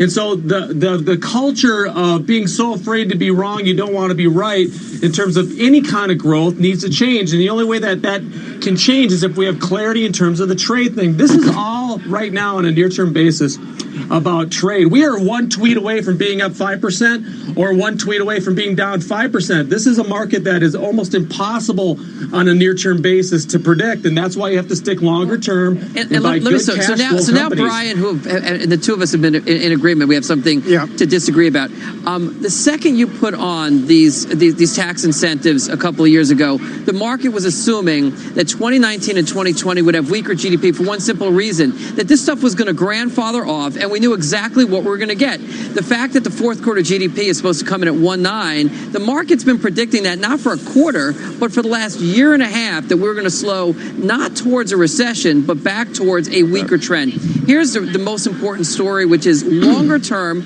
we're in a weaker growth environment. That's not bad for the single reason that Brian said, which was companies in that environment are returning a ton of capital and doing a great job of that. What makes me more bearish in the near term is that during the period of going from above trend growth back to trend, that deceleration is not investment friendly, and I think the market's going to have a hard time in this transition period. All right, so if we're just banging out 1 to 2%, right, and the rest of the world's in worst global slowdown, right? How long does the S&P remain a defensive asset?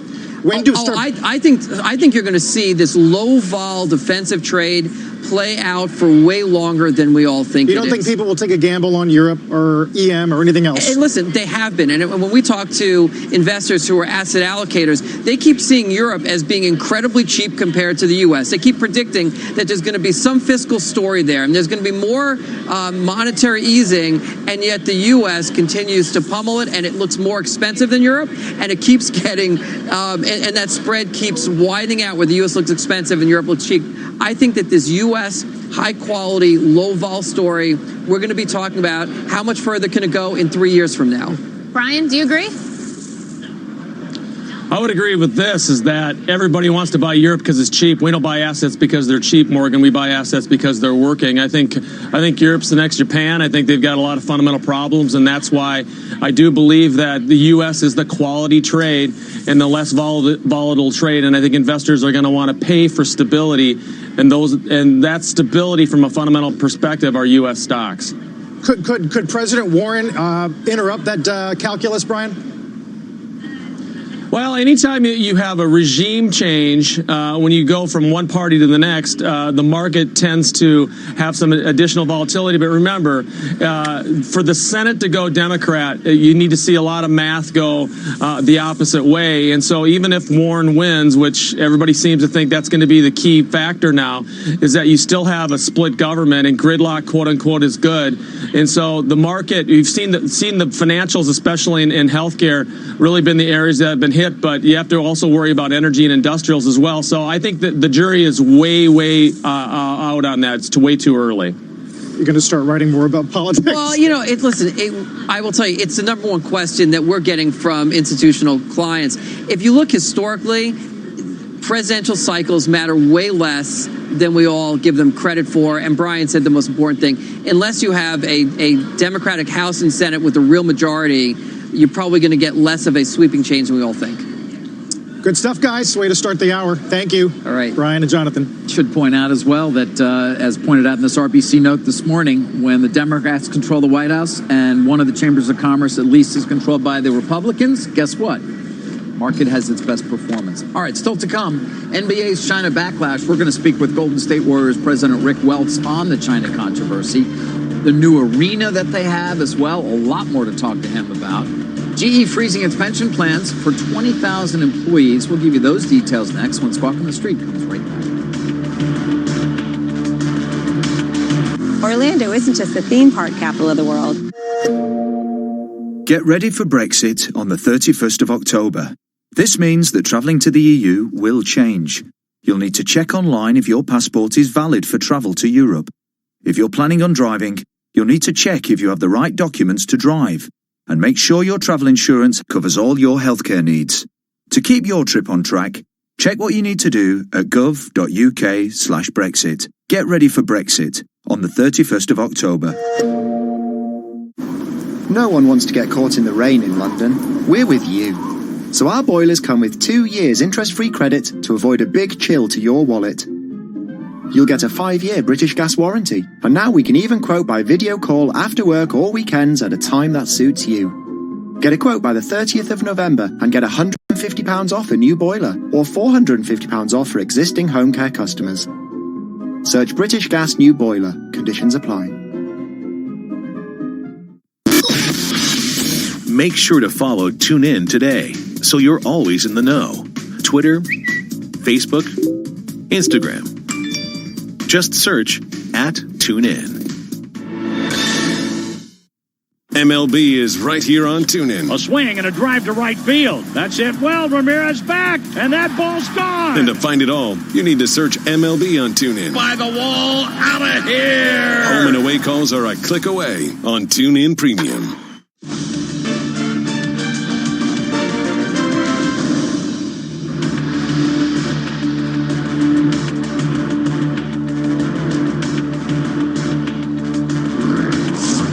Squawk on the Street. It is time now for our ETF Spotlight, handing it off to our own Mike Santoli, who's taking a look at small caps. Yeah, Mike. Morgan, I mean, they're outperforming just slightly today, but on the whole, it's been a run with small caps where they've more often been in kind of the worry column than not, if you're kind of toting up the virtues and vices of this market. Here's a 2-year chart of the IWM, that's a Russell 2000 ETF. 8 times this has bounced off of a level between 145 and 150 over the last 2 years. Obviously, last fourth quarter is when it plunged below that. We just came off that again around 147, 148. I think you would look at that, if it was the only glimpse you had of the overall market, you'd say, wow, we haven't been able to get out of our own way. The good news is, obviously, large caps look healthier, they look better. They're obviously not also have a lot of momentum behind them, but they're only 2.5% from their high as opposed to 10 for the Russell. The good news is there's not a lot of reason necessarily to extrapolate weakness in the Russell to some kind of broad comment on the markets. It's not that predictive. It's about 7% of total market cap, but it's not a great thing that these companies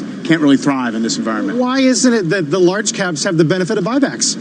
It's a combination of things. Buybacks, but buybacks are a product also of good balance sheets, easy access to the debt markets, and more stable profit margins in business. The smaller companies, obviously there are a lot of financials in there, not enough tech. There's a sector issue as well.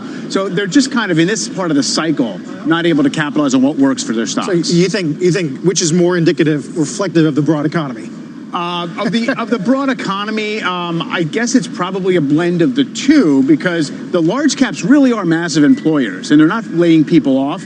But in terms of being slow growth, job growth is small business driven, and in general, but small business, the average market cap is $1 billion for a Russell 2000 company, almost $1 billion. So it's not tiny Main Street companies, but no, I do think it's reflective of a relatively late cycle, slow growth environment. Yeah, I mean, knee-jerk, I think, headline reaction to the small caps is you would think they're most exposed to the U.S. economy and U.S. growth and probably least exposed to trade, and yet they've underperformed. How much is the financials piece of the story here for the It's a big caps? one. It's obviously the biggest sector. It's a much bigger weighting than large caps. But I also think that idea that they're domestically focused, while true, they're also suppliers to the big exporters. And it's so they just don't have a lot of leverage within the economy to dictate terms. I think that's a bigger piece than it is domestic or international. All right, good stuff, Mike. Okay, we'll see you in a bit. Mike Santoli. When we come back, do not miss a first on CNBC interview with Golden State Warriors president Rick Welts, breaking down the NBA's China controversy, their new arena, and a lot more. As we're down 84 points on this Monday morning. Don't go away. ETF Spotlight is sponsored by Invesco QQQ. We could play epic music, or we could speak in an overdramatic tone, or even set off fireworks. But that's just not smarty. Instead, we let our offer do the talking. Right now, you can grab 25% off our unlimited data SIM. That's just $18.75 a month with no speed restrictions, no credit check, and no long contract to tie you in. Now that's smarty. Just search Smarty Mobile and switch today. It's easy. Offer available for a limited time only. See smarty.co.uk for terms. Look at that. A riveting quest. A glorious opportunity. A scratch card. Yet he remains unfazed by the challenge, wavering at nothing. Miss, please keep it down. We're in the quiet area. Sorry. Here we are. The moment of truth as he reaches the end of Instant excitement with scratch cards from the National Lottery. Amazing starts here. Search Dream Big, Play Small. Rules and procedures apply. Players must be 16 or over. Jamie Theakston and Amanda Holden. On breakfast. Tom Hanks is our special guest. You're either being punished or rewarded. I'll let you decide. I did do a whole show of grease on my front lawn when I was a kid. We charged everyone 10p. We raised a fiver and I gave it to Bishop's Waltham Gymnastics Club towards a new crash mat. Do they get the crash mat? I mean, it took a couple more years, but yeah. It does happen to normal people like you. You've won £20,000. Well done. I love this game. Breakfast With Jamie Theakston and Amanda Holden. Weekdays from 6:30. Listen on your radio, global player, or smart speaker. Play Hard. TuneIn puts you on the sideline for the 2019 college football season free all year long.